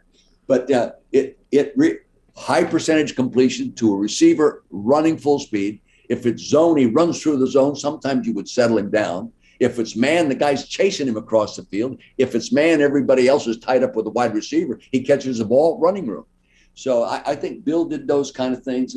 Bill had great ability to look at film in those days and define exactly the best ways to attack the scheme that he's going to play this Sunday. And I'll tell you this, he could take almost any quarterback and play well with the guy. Now, he's not a Hall of Famer like Montana or Young, but I remember the weekend I'm in broadcasting, I go to a 49er game. I sit with Bill the night before the game and we're BSing and all that kind of stuff. And he tells me he's going to play this kid who was just cut from the San Diego Chargers because his quarterbacks were hurt, couldn't play. And his dad was a politician, and an NFL quarterback from Buffalo. Come on, guys, a politician. We'll help you. Passed away. Hold on. Bradley. No. He was centered, Buffalo quarterback, great player. Flutie. Jack Kemp. Jack Kemp. There we go. Yeah. There we go. His son. Ran for his vice son, president. God bless him. He starts the game and throws for over 300 and something yards. He's been with the 49ers for 3 weeks. Bill had a magic touch with quarterbacks, and he knew what they looked like. He knew what they looked like, and he knew what he wanted, and he could teach them to do what he wanted to do. Yeah. So, that's fantastic because it's the history of the game when you start talking about that and the people who came along and figured out a new way to look at things. Even we talk about defense and offensive football, like how guys can look at something. We've done it one way the whole, for the entire history and be like, no, let's do it this way, whether it be up-tempo, West Coast offense, 46 defense, anything like that. Yeah, no question. When I worked with Bill as an assistant coach at Stanford, he was a secondary coach. That's crazy. And, we had a small coaching staff, and we had a small coaching office. We're all together working on game plans on Monday for the next game. And Bill would give his thoughts offensively. And remember, Bill was left-handed. So he would start writing things that he thought might be good offensively. Now, he's a defensive coach, and he'd be moving left to right and talking over his right shoulder. John Ralston, the head coach, would be walking behind him, erasing it. See, he couldn't see. And it's like it's a great story. He couldn't help himself. Yeah, he could not help himself. And it's a great story because it's Bill Walsh. Like if Bill Walsh wants to give you a tip on your offense, you listen. It's Bill Walsh. Who knows? But like what was at the time, there. It's like no, you're the secondary coach. Yeah. At that time, he was just Bill Walsh. Yeah, but it's probably becoming the legend of Bill Walsh. It's smart to have a guy that he knows. If he knows the secondary really well, he also probably knows how to exploit it. Think like, what's my worst nightmare? What would take advantage of this defense that I'm putting into place? That's probably a really great way to learn about something that you want to end up attacking later on in life. Well, he always said he learned a lot from Paul Brown as well. Bill Walsh was one of the first guys that really started reducing the amount of contact during the week in full pads on a practice field. Huh. He was one of the first guys to do that. Why? Paul Brown. Paul Brown's influence on it. But anyway, and to tell you a story I haven't told many people in regard to Bill Walsh. I'm broadcasting a Cincinnati Bagel game, and Bill Walsh is no longer there. Bill Johnson's the head coach. And I asked Paul, standing on the sideline, I'm watching a Friday practice, and I said, Mr. Brown, I said, Bill Walsh is a really great friend of mine and one of my closest friends. Why didn't you give him the head coaching job? And he said, simply, I knew he was a great football coach. He said, I just didn't know if he could handle the highs and lows of winning because sometimes you're going to lose more games than you win. And I didn't know if Bill could handle it. Huh. And that's he didn't question his ability to be a football coach. And if you know Bill closely, there was a lot of this in Bill. Yeah. Most people didn't see that. The close friends saw it. Yeah. So fast forward to after you win a Super Bowl with St. Louis, you decide to walk away from the game again. At a time when it looked like the offense was poised to go on, a multi-year run. You left them in a better place than you found them. What was the reason for you walking away the second time? And do you regret not staying around at that job for another couple years and trying to get another couple Super Bowls? I wish I had stayed, but I don't actually regret it. I did what I thought was right.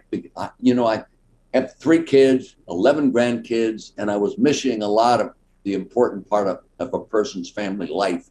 Me living in St. Louis, and I never sold my 100 acres of ground where I'm talking to you from right now in Chester County. It was there, and my kids were utilizing it, hunting on the property and all that kind of stuff. And, and starting to have their own families and that kind of stuff. And I was missing a lot. Plus, I also recognized it was an opportunity to go out of coaching on top. Many of your great coaches never got to go out on top. Tom Landry didn't go out on top. There was a lot of people that didn't get to finish their career as world champions. And I have a couple Coach of the Year trophies back here. And there's names on it that got fired after they won Coach of the Year. You guys know that as well as I do. So I felt it was an opportunity to be a world champion the rest of my life. Yeah. And in May of following that decision, I'm handing out the Super Bowl rings at a beautiful banquet that Georgia Frontier, John Shaw, and Jay Ziegman put on in St. Louis. And I'm saying to myself, what the hell did I do? I worked my butt off for 3 years, helped build this football team, put the staff together, built the culture within the community there, and I'm not a part of it anymore. And I felt a little empty after that. I felt a little empty. Yeah. So lo and behold, here comes Carl Peterson, who I hired at, kept at UCLA when I was there, brought him with me to Philadelphia. And he comes to visit me right here in Chester County where I'm sitting right now and says, Dick, we want you to come back and coach our Kansas City Chiefs. And we talked for about 8 hours that day, and Lamar Hunt got involved. And, Lamar Hunt is one of the all-time great leaders and one of the all-time great influences on pro football. And then I said, I'll do it. I'll do it. So it was one of the best decisions I've ever made in my life, was to go back. Kansas City was a great organization, great people. It wasn't torn apart at the seams like the Eagles were and the Chiefs were. The Rams were. Both of those teams were the losingest teams in pro football when we took them over. And the Chiefs were not that kind. There was stability and good leadership, and I didn't need to have 51% vote on personnel because I had a guy that I'd help raise. And there were times we didn't agree, and he was the boss, so he took it. It wasn't a big factor. But I really, I'm grateful I made that decision and listened to Carl Peterson and Lamar Hunt. Yeah. So you mentioned UCLA. I wanted to throw out another one. So I was listening to an interview you did, I don't know when it was, maybe a year and a half ago. The 1976 Rose Bowl. UCLA, you're coaching UCLA. You beat Ohio State 23-10. You're 15.5-point underdogs. You had lost to Ohio State earlier in the year. And I heard the story. You basically told your team, listen, we all just have to figure out a way to have our best game together at the same time. Yeah. Was there ever another time that your team was able to do that, where every guy was able to have their best game on the same day? Because 15.5-point underdogs and you win by 13 points, and that's, a big upset. Did you ever have that again? How were you able to get everyone to be like, hey, some of you might have your best game one day, but we all have to do it together on this day? It's funny you mentioned that. Yesterday, I'm going through for my files looking for something. I found my presentation to my Rose Bowl football team the first day back to start our 15-day preparation to play Ohio State. I found it word for word, printed, not even typed, printed. And what I did is I went to my key players and asked them if they felt they'd already played the finest game they'd ever played in their careers. And not one of them, Randy Cross, John Shira, these guys, good players, they all said no, they didn't think they'd played their best game. And I said, something, guys? Collectively, me as a coach and you as players, for us to beat Ohio State, we're all going to have our best game on the same day. A lot of teams lose football games. There's certain guys on the 11 starting on offense or defense who had the finest game they ever played, but it wasn't a collective thing. So I sold that, and I had made a mistake. I had told them in the locker room after we beat USC to go to the game, Rose Bowl. I said, guys, we're going to have a lot of fun going to Rose Bowl.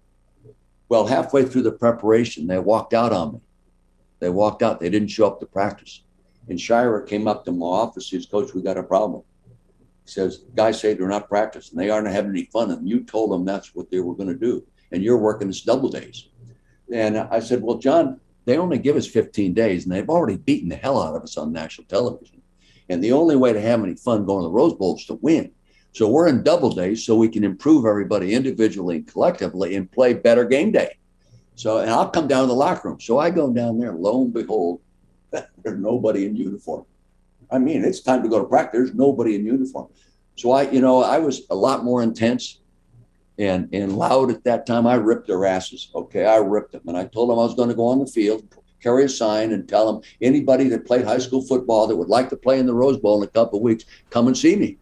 I got guys that don't want to play in this game. So help me God.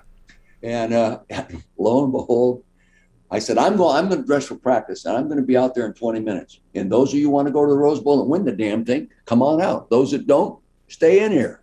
And lo and behold, one at a time, they started filtering out there. We started practice. And the next day, I cut it to single practices, which was my plan anyway. But, hard work is not a form of punishment, but a lot of kids think it is. Yeah. That's your job as a coach, to teach them it is not. It's a solution. It's the way you get. There's no correlation between working less and getting better. Never has been, never will be, especially in football. Now, you can get fresher and not be as tired. And I'm guilty of sending teams in to play games, especially late in the year, tired, because I'd worked them too hard during the week. And if I went back, I'd change that. I'd learn. But they played lights out. Lights out. That's awesome. Wendell Tyler could have broke the all-time rushing record in a Rose Bowl if he wanted to, and Woody Hayes walked across the field with a minute to go in the game and congratulated me during the timeout. It's been documented. It was on national television. So it worked. How long after that resounding victory, I mean, you went around to all your players and you were like, hey, have you played your best game yet? It sounds like that was a pretty good strategy to get them to envision playing better than they had before. Did you ever try to replicate that later on? You're like, you know what, that Rose Bowl strategy worked pretty well. I'm going to try to do it again. You have to be careful in doing that, especially when you think you're going to be there a long time. I'll tell you, when I did it again in 1979, the world champion Pittsburgh Steelers came to Philadelphia to play like the fourth or fifth game of the season. I think we were 4-1 and they were 5-0. And I took that approach this week. I said, listen, guys, the only way we're going to beat the world champions is for all of us to have a good day on the same day. If the defense plays well and the offense plays poorly, we lose. If the special teams break down, we lose. If I make poor decisions, we lose. Collectively, we can beat the world champions if we all try to have our best game on the same day. We beat them. We beat them. Yeah. And that sent Philadelphia, it put our team, it ignited our football team's self-esteem. All of a sudden, they felt totally different about themselves. We went on into the playoffs. We won the first game, got beaten the second game. The next year, we went to the Super Bowl and lost. But that game was the game that convinced these guys. Remember, we didn't have a first, second, or third round pick my first 2 years there, and they'd been losing. And we didn't have a first or second my third year there. Mm-hmm. And the fourth year, we beat Pittsburgh Steelers. Why? Because these kids worked their butts off and got better. So that Super Bowl, the Eagles Super Bowl, I remember watching NFL films as a kid, and the storyline that came out of it was the Raiders, their team was loose. They were able to party in New Orleans. They had guys going out all week, and the Eagles maybe a little bit more tight, a little more regimented. Did that ever dawn on you afterwards or during the week of, hey, maybe, we got to loosen it up here? Because the Raiders, that was back in the true, like, silver and black, like, Raiders going out, getting drunk, coming and kicking your ass on Sunday days. I'll say this. We had 11 o'clock curfew all week. Okay, what they did before, after meetings between that and 11 o'clock was their business. But I told them this: if anybody embarrassed Philadelphia Eagle ownership and my coaching staff, I could send their ass home. They wouldn't play in the game. Okay, if that made them too uptight or ruin their week, I don't know. What really killed us, first off, I didn't do a good job running the offense. The defense did a good job. And I can make some excuses, but we are -3 in turnovers. How do you win a Super Bowl being -3 in turnovers? And part of that was my fault. And so I accept that. But we went into the game. They're a press man coverage guys with glue on their hands, if you remember. Yep. And I was minus my second and third wide receiver. I had Harold Carmichael. I didn't have my other starter. Charlie Smith had broken his jaw against Minnesota. We let him suit up and play the first snap of the game. Then he watched the game. Scott Fitzke had a stress fracture, my third receiver, and couldn't play in the game. The guy that cut the touchdown pass was a walk-on kid, Parker, and he can't match up against that press man-to-man in that guy. And we weren't far enough along in our own offensive scheme how to take advantage of other areas because the corners are in press man or other areas that can't press. And I didn't do a good job there. I'd do if I could do today against the Raiders at that time what they were doing then, knowing what I know now, would beat the hell out of them. Yeah. But I didn't learn fast enough. Okay? Yeah. I had one last question for you, Coach. This has been awesome. It's the Roback question. Use code PFT on roback.com for 20% off your first purchase. RHOBACK.com. Code PFT. They make the best performance Q-zips and hoodies, and they just dropped new gear for the fall. So use code PFT for 20% off roback.com. All right, my last question was, I alluded to it at the beginning. You are one of the greatest criers in the history of the NFL, and I mean that in a positive way because I always loved how emotional you were for your guys and how emotional you were for your team. Was there ever a moment where your team was like, "Hey, Coach, can you stop crying for a second?"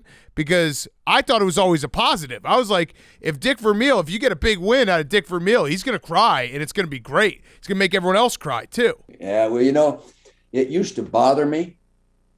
And I'm sure that there were players that make jokes about it or something like that behind my back and laugh about it. I've heard it. Yeah, now they feel real. I was with 6 of them the other night for a birthday dinner, as I think I said. But anyway, that took us out for dinner. All Eagles, okay? Berge, LeMaster, Randy Logan, Spagnuolo, Krefli, these guys. And I'm sure that they're – but, you have to be yourself.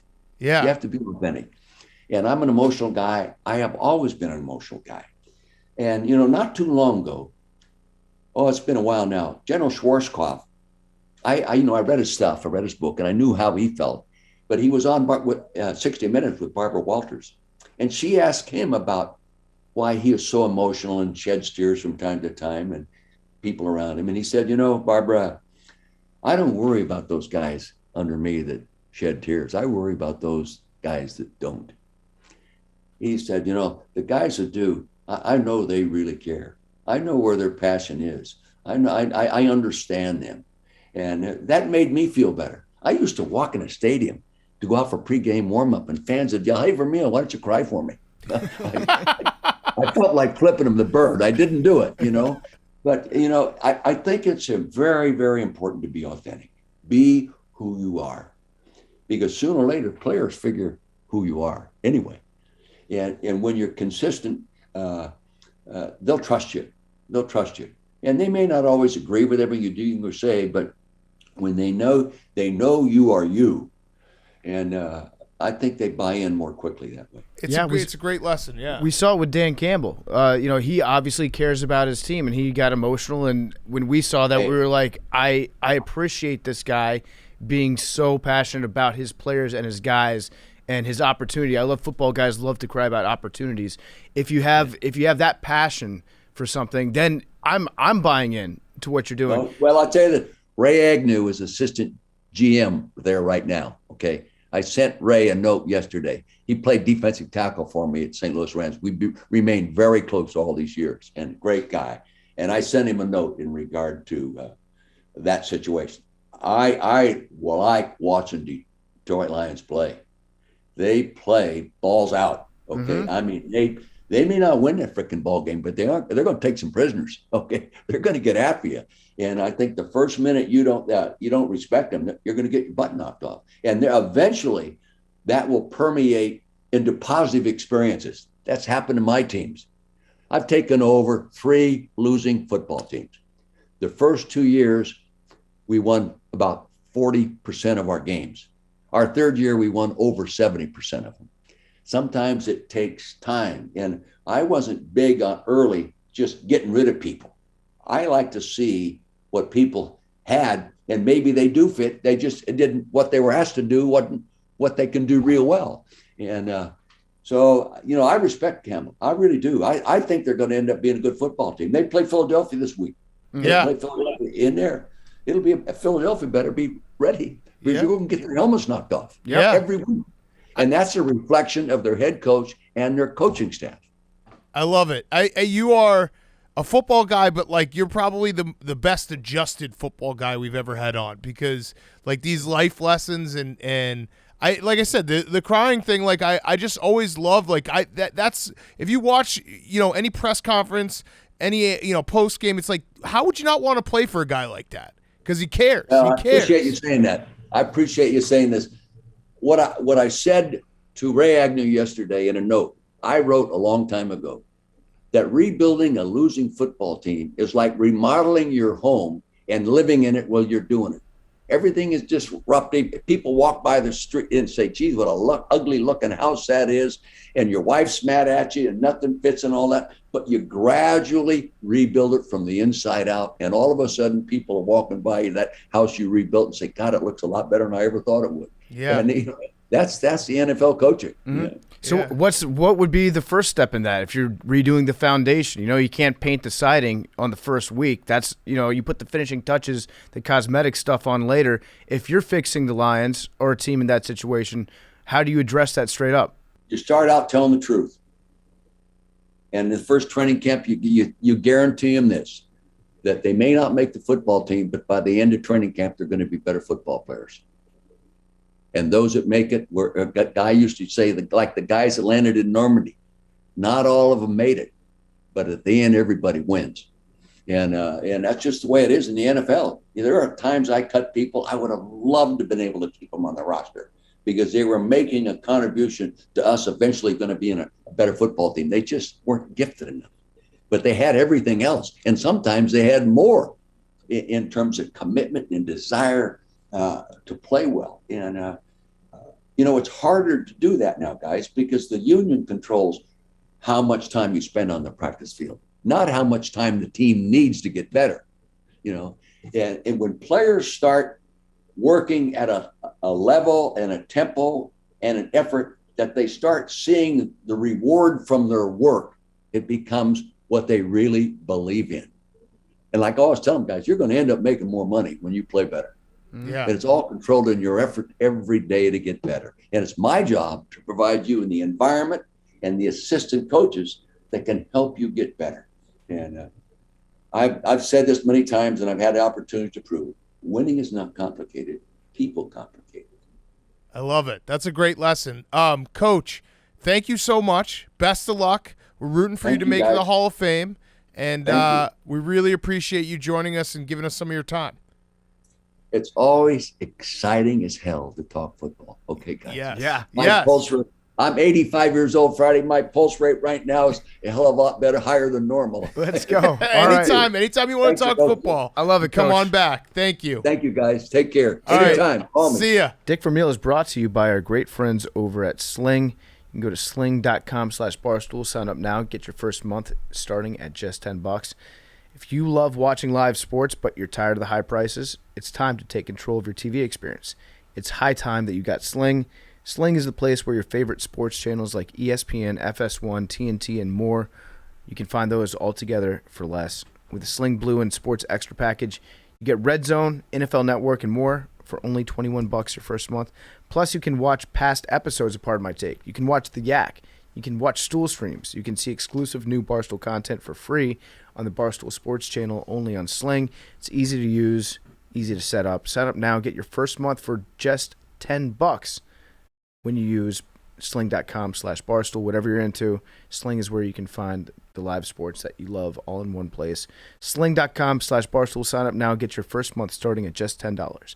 Now here's Mike Florio. Okay, we now welcome on our very good friend, recurring guest, Mike Florio. I noticed that you have your book in the background, Playmakers. Out soon? Out soon. Well, March 15. It's really not as soon as I would like it to be. It's ready to go. You can pre-order it now. We do a Playmakers podcast for the people who have pre-ordered, exclusive access, et cetera, et cetera. But yeah, it's not out until March 15. So I had a thought the other day. This is going to shock you. I had a thought that I was going to maybe actually read it. Now, I didn't open it. I didn't do anything with that thought, but I had the thought. At least you're getting there. Yeah. And maybe by March 15 of 2023, you actually will start reading it. You guys have two of the very rare advanced copies. There weren't many, and you each got one. And I sent them both knowing that the chances of you guys reading them were somewhere between no fucking way and never in a million years. Well, actually, Mike, I have mine. I didn't want to take it out of the package that you sent it in because it's worth so much more on the resale market. Once these things go and they're gone for good, I'm going to be raking it in. So I'm going to put that sucker on eBay. What's his name? King Golden says he expects it to get $750,000 bid on it, minimum. Can I have it back if I ask nicely? Well, that actually is a great segue to bring us to our point of having you on today, which is the Tom Brady ball, the 600 touchdown ball that got given away by Mike Evans to a fan. It's our position that the Bucs went over there and they kind of bullied the guy into giving the ball back, and eventually they made it better. Tom said that he's given him like a Bitcoin. He got a couple signed jerseys, season tickets, et cetera, et cetera, et cetera. We had a discussion on Sunday's show. We wanted to get to the bottom of it legally. You're a former lawyer. At least you say that you are.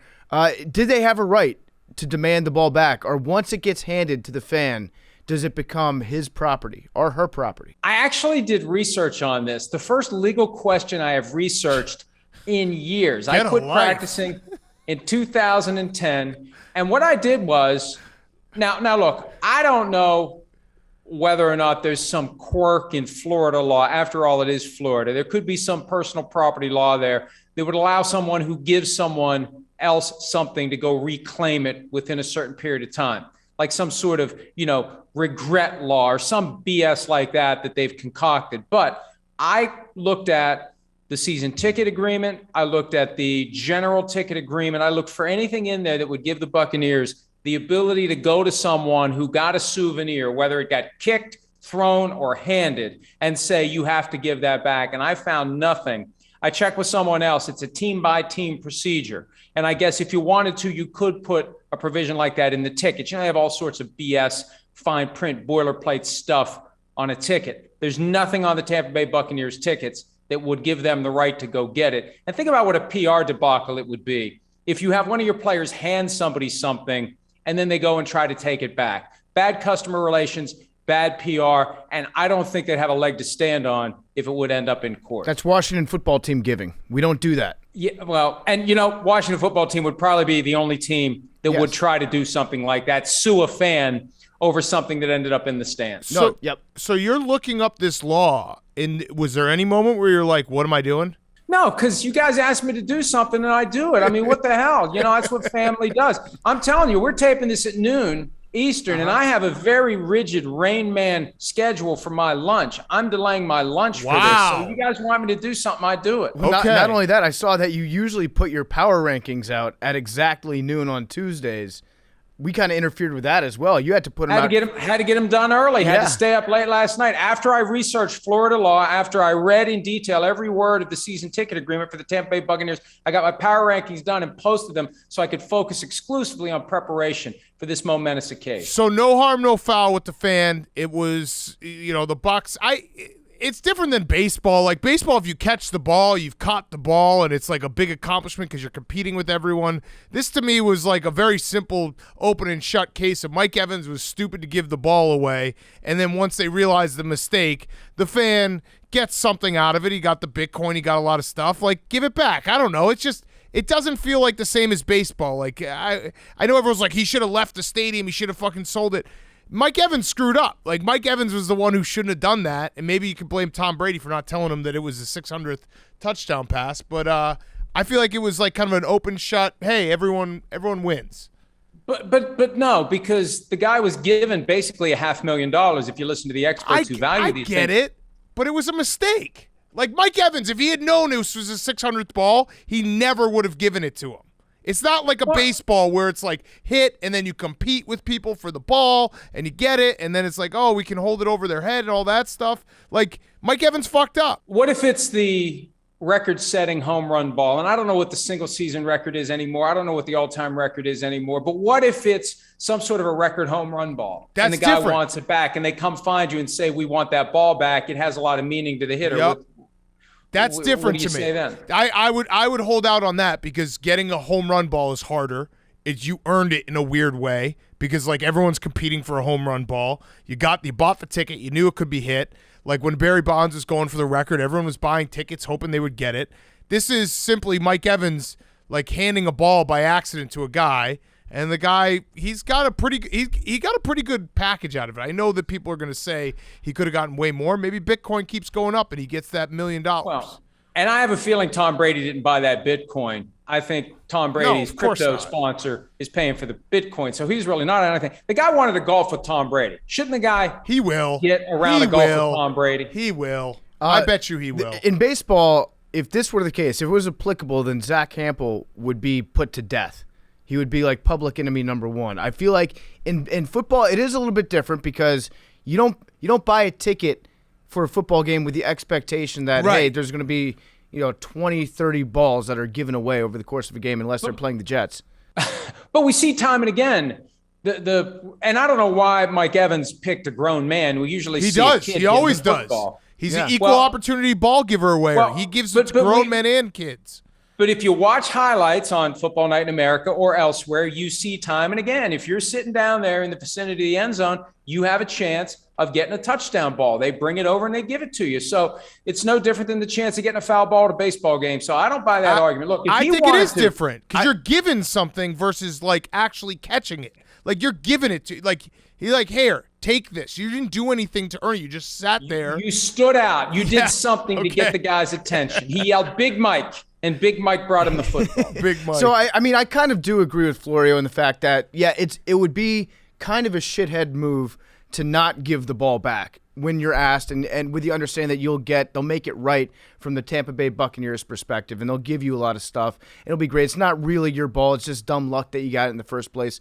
I agree it would kind of be a shithead move to do that, but at the same time, $500,000 is $500,000. I would have no problem being labeled a shithead if it is legally my right to hang on to that ball. And I know that Billy actually did some case law research to look up the legal precedent. I'm sure this will be a meeting of the finest legal minds in America. Billy, what did you find out when you dug through as a paralegal? I just have a question.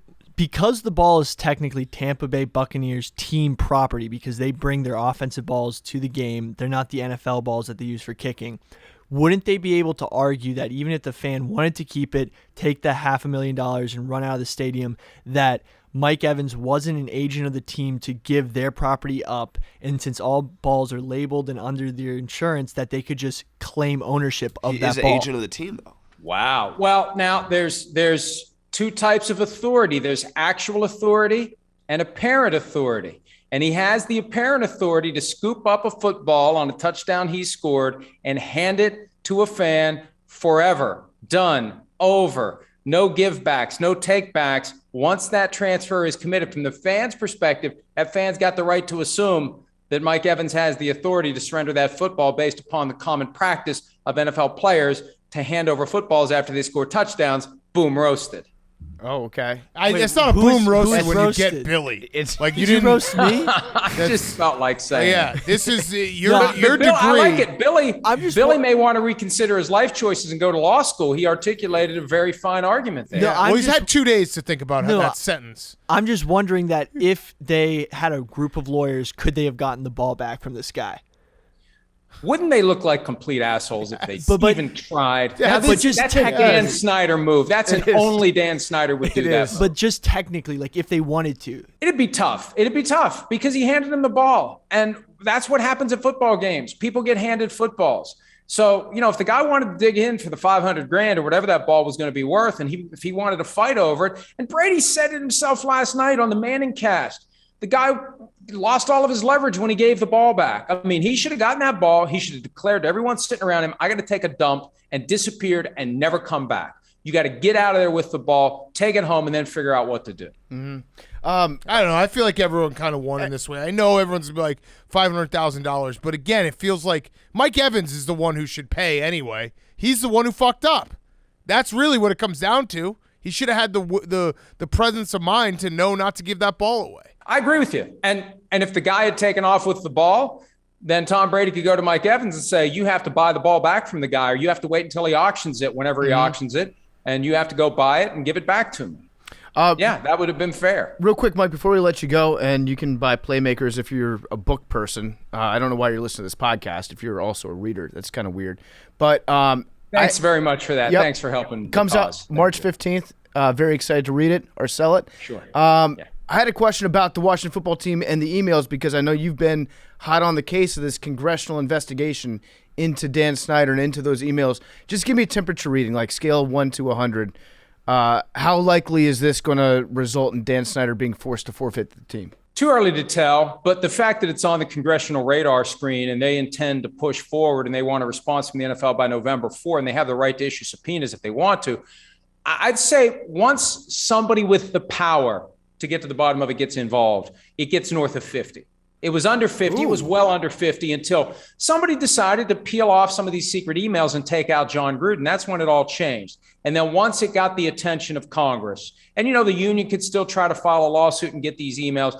But once, and I believe, frankly, July 1, when the NFL announced its punishment of Dan Snyder, the reason no details were provided is because if we knew the details of the findings of the investigation, it would be as untenable for Snyder to continue as the owner as it was for Gruden to continue as the coach of the Raiders. Once we know about it, it's over. Mm-hmm. So if they get to a point where we know about some of the things that Beth Wilkinson, the investigator, found, I think it becomes untenable at that point publicly for Snyder to continue. So if we get this information, my gut tells me Snyder's going to have to sell. Okay, so I just need one person, one powerful person in Congress to latch onto this like a dog onto like one of those guys running around in the fat suits, right? You got two. Two people signed the letter to the commissioner, and November 4 is the deadline. And it kind of died down because, football is the ultimate source of bright, shiny objects to distract us from the problems because they always got games coming up. We had a whole weekend of games, and even though they weren't great games, everyone's forgotten about it. Well, Congress hasn't, and they're on the case, and it'll be interesting to see how hard they push and if the NFL cooperates. Last week when they addressed it, all they said was, we look forward to talking to Representative Carolyn Maloney's office. They didn't say, we'll cooperate with whatever Congress wants. All right, last question. Percentage chance Deshaun Watson is traded in the next, 7 days, 10 days? 95. Whoa! Although 95 is, 95 is the kiss of death. I should say 94.9 because I've learned anytime anybody says there's a 95% chance of something happening, it never happens. So 94.9% chance. Miami, 75. Carolina, 25. Wow. Let me go Carolina 24, 1%, some crazy wild card team. But Miami's the favorite, and it's up to Deshaun. He's got the no trade clause. He will choose his next destination. Miami first, then Carolina. The chances of him being with the Texans next Tuesday after the trade deadline, very, very, very, very small. So does Roger Goodell go God mode and put him on the exempt list and say, guess what, you're not playing after he gets traded? He makes no decisions until he has to. And they haven't made a decision because he's not playing now. Once he's traded, they'll look at the circumstances that will exist when a trade happens. And, the circumstances can change. They almost settled the 22 cases against Deshaun Watson 4 or 5 months ago. And they had the talks bogged down on the question of whether or not the settlement would be confidential. That means they already had a number in mind. You don't start haggling over whether or not it's going to be a secret settlement if you don't know what the settlement's going to be. Mm-hmm. That could be done at any time. And if those cases are settled when he's traded, the commissioner could look at it differently and decide to let him play. Either way, they're going to get criticized, but they're not going to make a decision until they have to. Okay. All right, well, thanks for coming on. Yeah. Playmakers comes out sometime in March. There's a 95% chance I'll read it. So thank you for sending that our way, Mike. Yeah, I thought about it. That's a big step. That's big good. step. That's good. I assume that your kid will get his hands on it and rip all the pages out. Yep. And like draw on it. Go ahead. Let him draw on it. Let him have some fun. If you're never going to read it, at least use that paper for something. Okay, I will. Maybe roll a joint because I know you like to smoke weed. That's actually the great selling point of Mike's book, Playmakers, out March 15th. Each page is actually rolling paper, so you can smoke. You can smoke with it, and actually halfway through, you know how they have the pictures. It changes to blunt paper. So buy Mike Florio's book and smoke a bunch of joints with it. Well done. Okay, that's the best endorsement we're gonna get. All right, thanks, Mike. See you, Mike. Thanks, you guys. All right, see ya. Okay, let's wrap up. Thanks to Mike Florio and Dick Vermeil. Let's wrap up with some guys on chicks. Hank, Henry, Daniel, Henry. Hi, Dad Cat, Pup Punk Legend, and the crew. I just got my nipples pierced, and I was wondering if you all could explain how this will change my body / sex life / future motherhood. Well, you got hotter. I have no idea, to be honest with you. Yeah, you got more intimidating. And hotter. Probably better at sex. Yeah. And hotter. I don't know. And you might chip some teeth with it. Yeah. I've always wondered about that. I don't really understand the whole the body piercing thing. It makes me really sound like an old fart, but I don't. I nose piercings I don't think are very attractive. Ears okay, but anything else, lip. Wow. Yeah, it's very Nipples? judgmental. Didn't know you Cat. were nosist. Yeah. Have you ever seen a nose ring that you're like, that's good? Yeah. Really? I like nose rings. I don't like the ones that go through the middle. I like the ones on the outside. Yeah, I feel like little baby ones. Yeah, those are cute. Okay. Love them. Also, when you breastfeed, it's going to be like one of those super soakers that shoots in different directions. Mm-hmm. So that's going to be exciting to take care of. Hi, Big Cat PF Teen Hank. Hypothetically speaking, if someone was going to slide into Billy Football's DMs, what would you say? Ribbit. No, I would say, hey, sup, Billy? Got this crazy story about an offensive lineman in high school in Texas who ate a pancake before he pancaked someone. Yeah. Also, what's your number? I think, it's pretty self-explanatory just from... If you've listened to the show, it should not be a mystery. Yeah. He's looking hot today in his boots. He's got his fuck boots on. Leave me alone. Just be like, Those hey, are absurd. Water, like... Okay, so no. Billy's wearing there's a straight foot- up cowboy boots. And I was like, Billy, are you going to the honky tonk later? And he was like, well, there's water outside. No, so I feel like those being your waterproof boots is a little bit wild. No, because what I do is... They are nice boots. There's like a foot of water outside of my door. So what I do is I take 2 garbage bags and I put them around the boot and inside the boot so they're waterproof. Wait, but why wouldn't you just get waterproof boots? And you have those Tims, don't you? I was going to ask for them for Christmas because I need a new pair. Okay, ask right now. What? You got an alternate under you like this week? Would you like some waterproof boots? Yeah, how about if Billy gives us a winner this weekend? Yeah. An alternate under winner. Okay, so I mean, winnings. in the pick thing, I am exactly 50, and I'm thinking if I'm that good at picking 50, I might as well start trying to go for the top. Oh. So I might just start giving only winners. Oh, Okay. fuck. Like I've gotten exactly 50. That's a smart dangerous. Wow. I might actually only start be giving winners. Okay. So All right, well, But we'll get you some new boots for Christmas. If you're I looking actually would love some of those waders, those Georgia boots. Okay. Waders. for Pick 'em out and Christmas, send them to 14. me. Yeah. If you're a good boy. well, First, first you're not going to make them earn them? you have to give Big Cat an alternate under, and then if that hits, Alternate then under? he'll or give an you alternate shoes. over. Okay. You- I'll find. you I will. find it. It's Got I to will be 10 get you. points. 10-point Above or differential. below. I'll bet it. And if I hit it, I will get you some boots. Waders, please. Wait, whatever you want. What about If my Crocs? baby wants, No, my the baby gets. the Crocs. No more Crocs? No, because this water's pretty dirty. Like there's Yeah. sewage in New it. Jersey The water. toe shoes? Suey water. Yeah, I need waders. Sup, boys. How come when a man gets lightly tapped in his balls, it hurts so bad? But when you're doing doggy style, the balls are clanking and that doesn't hurt? I need answers. Because we're liars. It's a big lie that men have told each other that we've kept you on the outside of. Our balls never hurt when you hit them. It's just something funny. That's why we always laugh when we see a guy get hit in the nuts. That's It's why like- this podcast almost broke up. Yeah. Nut taps. Yeah. hurts a lot. It's like a fun thing where it's like, all these women actually believe that we're in pain. I don't know the answer to this. This makes no sense. This person's right.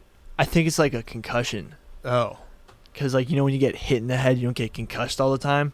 But sometimes when you get hit in a certain way, your brain tears that from the lining of your skull, and that's concussion. Got it. I think it's like I when you don't get think that's what shot. a But sometimes concussion people is. get, or no, it's like or I don't know, like when you get shot, but you don't feel it for a second because of shock. Like your head is so like, there's blood going other places. yeah, you're feeling the fuck. Yeah, and you're not that's thinking right. about the pain. That's probably right. Mm-hmm. Whereas when you get nut tapped, you're just all you can do is think about the pain. yeah. I think as guys are fucking, we're incapable of thinking about anything else at all. So you could walk up and stab us in our back while we're having sex and be like, "This is awesome. I'm getting laid." What were you gonna say? I have enough. I mean, this doesn't make any sense. I'm not a doctor, so this is probably dead wrong. But like maybe like semen comes from the balls, right? Yeah. So maybe But like, He's also in the pee. ball. Also pee. but like maybe when you get tapped in the balls out of nowhere, all the semen's down there. But when you're fucking, it's like not. It's still down It's like there. working its way up. So it's the not semen that gets It's hurt. not the balls aren't clanging as the much. semen is the thing I don't that know. gets hurt. That I literally just made that up No, out of I the think clouds. you're right. I think you're right. You're thinking that the semen have nerves, Yeah, in their little tails. If you nut tap someone who hasn't jerked off in a long time, it hurts even more. Right. Is that right? No. Right. No, that's right. All right. What's up? I'm sure someone. Right. What's up, Dad Cat, Short King, PFT, Honk, and the rest of you? My husband has been sober for 3 years and would much rather play video games than go out to a bar or party with me. Our friends usually ask after him, and I make up excuses for him, and they totally get it. Mostly because they know he loves gaming more than me. I'm typically fine doing my own thing most of the time, but we got invited to a Halloween party, and I really don't want to make an excuse for him, but he also really doesn't want to go, even though he loves wearing his banana costume most years. Am I an asshole for pushing him to come with me? Any ideas on how I can convince him? Offering sexual favors doesn't really do the trick. Anyway, thanks for help. Love you guys. This one's a layup, in my opinion. Or go Yeah. off. Whatever game he plays, just buy him the costume of his favorite character. Oh. Just be like, oh, I got you a Master Chief costume. Like, let's go to this party. I like that, Billy. If he's like that into gaming. That's really good, Billy. You could also just buy him in like whatever game he wants, or I don't know, headset, chair, gaming chair. Just give him some, Also, tell him some to Mountain just- Dew. Tell him to just suck it up. Everyone has to do shit they It's a don't like. relationship life, yeah. The only even that bad. Only difference is he's sober, and so maybe going to a party, maybe that might. Sounds like he doesn't want to do anything. Yeah. So I think The it's problem, probably the problem with not drinking is everywhere you go, everybody drinks all the time. just tell him to go to the beginning. Like be like, we'll go for the first 2 hours before everyone gets drunk. Sup, fellas? My boyfriend has a cat. Is this a red flag? Yes. And yeah. It depends on how he procured the cat. If he caught it by himself in the wild, it plays Or rescued? or Yeah. rescued. Or if he lost a bet and had to get it. Yep. I think that's a good thing too. Yep. Any other reason? Red flag. If you just like decided if you woke up one morning and he was like, you know what? I'm sick of being catless in my life. Well, That's a red flag. Here's the spin zone. If you date your, did you say boyfriend already? Yeah. Okay. You can cheat on him and he'll take you back, like as a cat guy. That's absolutely. He'll be like, you know what? It's my fault. I didn't pay enough attention to you. Mm-hmm. Sorry, you cheated. PFT and the football team. All right, last one. Excuse me? I took my boyfriend. beg your pardon, mate? That's a callback. That's a callback. Yeah, it's a callback. Yeah, I know I'm in an abusive relationship. Yeah. Okay? I get it. I know I am. So I took my boyfriend to a restaurant with arcade games. We wanted to do a little challenge. He thought he would beat me 10-0. Short story, I beat him 8-2, and he acts like he was trying not to win, and he could beat me if he really wanted to. What do I do? What do I need to do so he stops crying? Billy? I totally blacked out that whole question. Yeah, that's probably good. Yeah. I think it was just you. I It think was about you. Yeah. I think Jake wrote in I mean, to try to get a tip on how to make I you get feel you to better. stop crying. I can't stop crying. You're like That's Dick Do you Vermeil. actually know what Dick the question's about? It's No, about he- Dave and Buster's. Yeah. Oh, there you go. That was some prime context clues you used there to figure that one out. It also shows that Dave and Buster's experience is still very close to the top of his mind. Yes. Blacked it out. Yeah. Are you okay? Everyone's okay. Okay. Tell It's us- not okay to be okay. Tell us what you were laughing No, about no. the entire first segment. Yes, please. It's not the way around. It's not okay to be okay. That's not it. That is not the same. I actually think that depressed people should start saying that. It's not okay to be okay. Like, fuck you for being okay. That's Fight back. It's the exact same thing as saying it's okay to not be okay. Yeah. Start fighting back. Tell us what you're negative vibes only. I'm actually. You were goofing. You were cheesing. Tell us. One thing on my phone was hilarious. What Tell was us. It was a text from a friend. You laughed for Say it. for honestly 10 minutes. Come on. Okay. No context. Just give us the just text. give us the text. Read the text word for word. It's from Yeah. Okay. Yes. All right. Yeah, all right. Perfect. Yeah, all right. Billy, come on. We got 2 minutes here. We got to No, hop in the I can't interview. read it. Yes. No, come on. You disrupted the show. I Read did not. We'll disrupt the bleep show. it if You- it's bad. Okay. We'll bleep it if it's bad. I hope it's so bad. I hope it's so It's bad. kind of bad. Yes. All right, Read go it. ahead. Read Read it. it. We'll Read bleep it. it. We'll bleep We'll it. bleep it. No, it's Promise. basically some guy. Don't give I don't context. want Just read the Just text. read it. Just read the text. Oh, I'm laughing. I'm pre-cheesing. He's laughing again. Go. Go. Just say it, Billy, you have to say it. We'll bleep it. Come on. Basically, his friend. No, read the text. God damn it, you make everything so difficult. Read the text. No, I can't. Read it. No, I can't. It's an order. No, it's not. It is. No, it's Just not. gave you an order. It's not an order. Yes, I can give you orders. I'm your boss. Says who? Says me. I'm your boss. Hank's my boss, technically. That's not true. That's not true. That's not on true. paper. Hank's my boss. Okay, that's not Hank, true. would you like to give him an order? Yes, I demand you. Well, Hank's not actually. Oh, my he boss. gives you Yeah, a demand. no, so now you're a liar. It's bad. It's not an order. Guys, can we just move on? No, you disrupted the Show's show over. earlier. Okay. And we're not leaving until you read the text. Okay, whales No, can explode. no, You guys, I'm not budging on this. no. Read it. Okay, well, let's have a Mexican standoff. I'm gonna count to 3, and if you Okay. don't say it, you're okay. You're not fired, but you're suspended for a week. When you were coming back full time, I specifically requested to not be your boss because I would kill you otherwise. You're off the show for a week. Make your choice. Take that deal. 1, 2. Come on, guys. Just get the sentence, something. His friend wants a job at Barstool. What? That's not bad. Why did you giggle? Because he thinks his friend's an idiot. Because his friend wants to sleep with. I'm trying to get myself. Jake. Was he like, my fucking idiot friend wants a job, don't give it to him? No, I said he has to be like clinically an idiot. You To work You here? said the R word. No, I didn't. You just said. What else does clinically No. an idiot mean? He's got to be mentally idiot. He's got to mentally be an idiot. It's pretty. You did a terrible job of No, disguising never that mind. one. He's got to have idiot syndrome. He's got to be We should just clinically cut idiot. all of this. sorry that my friend is medically dumb. All right, numbers. Don't tell anyone I said that. 8. 93. 97. 6. 69 whales sometimes randomly explode if they're dead.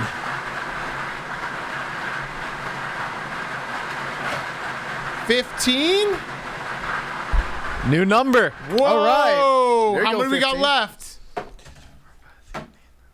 14. Wow. All right. All right. Love you guys.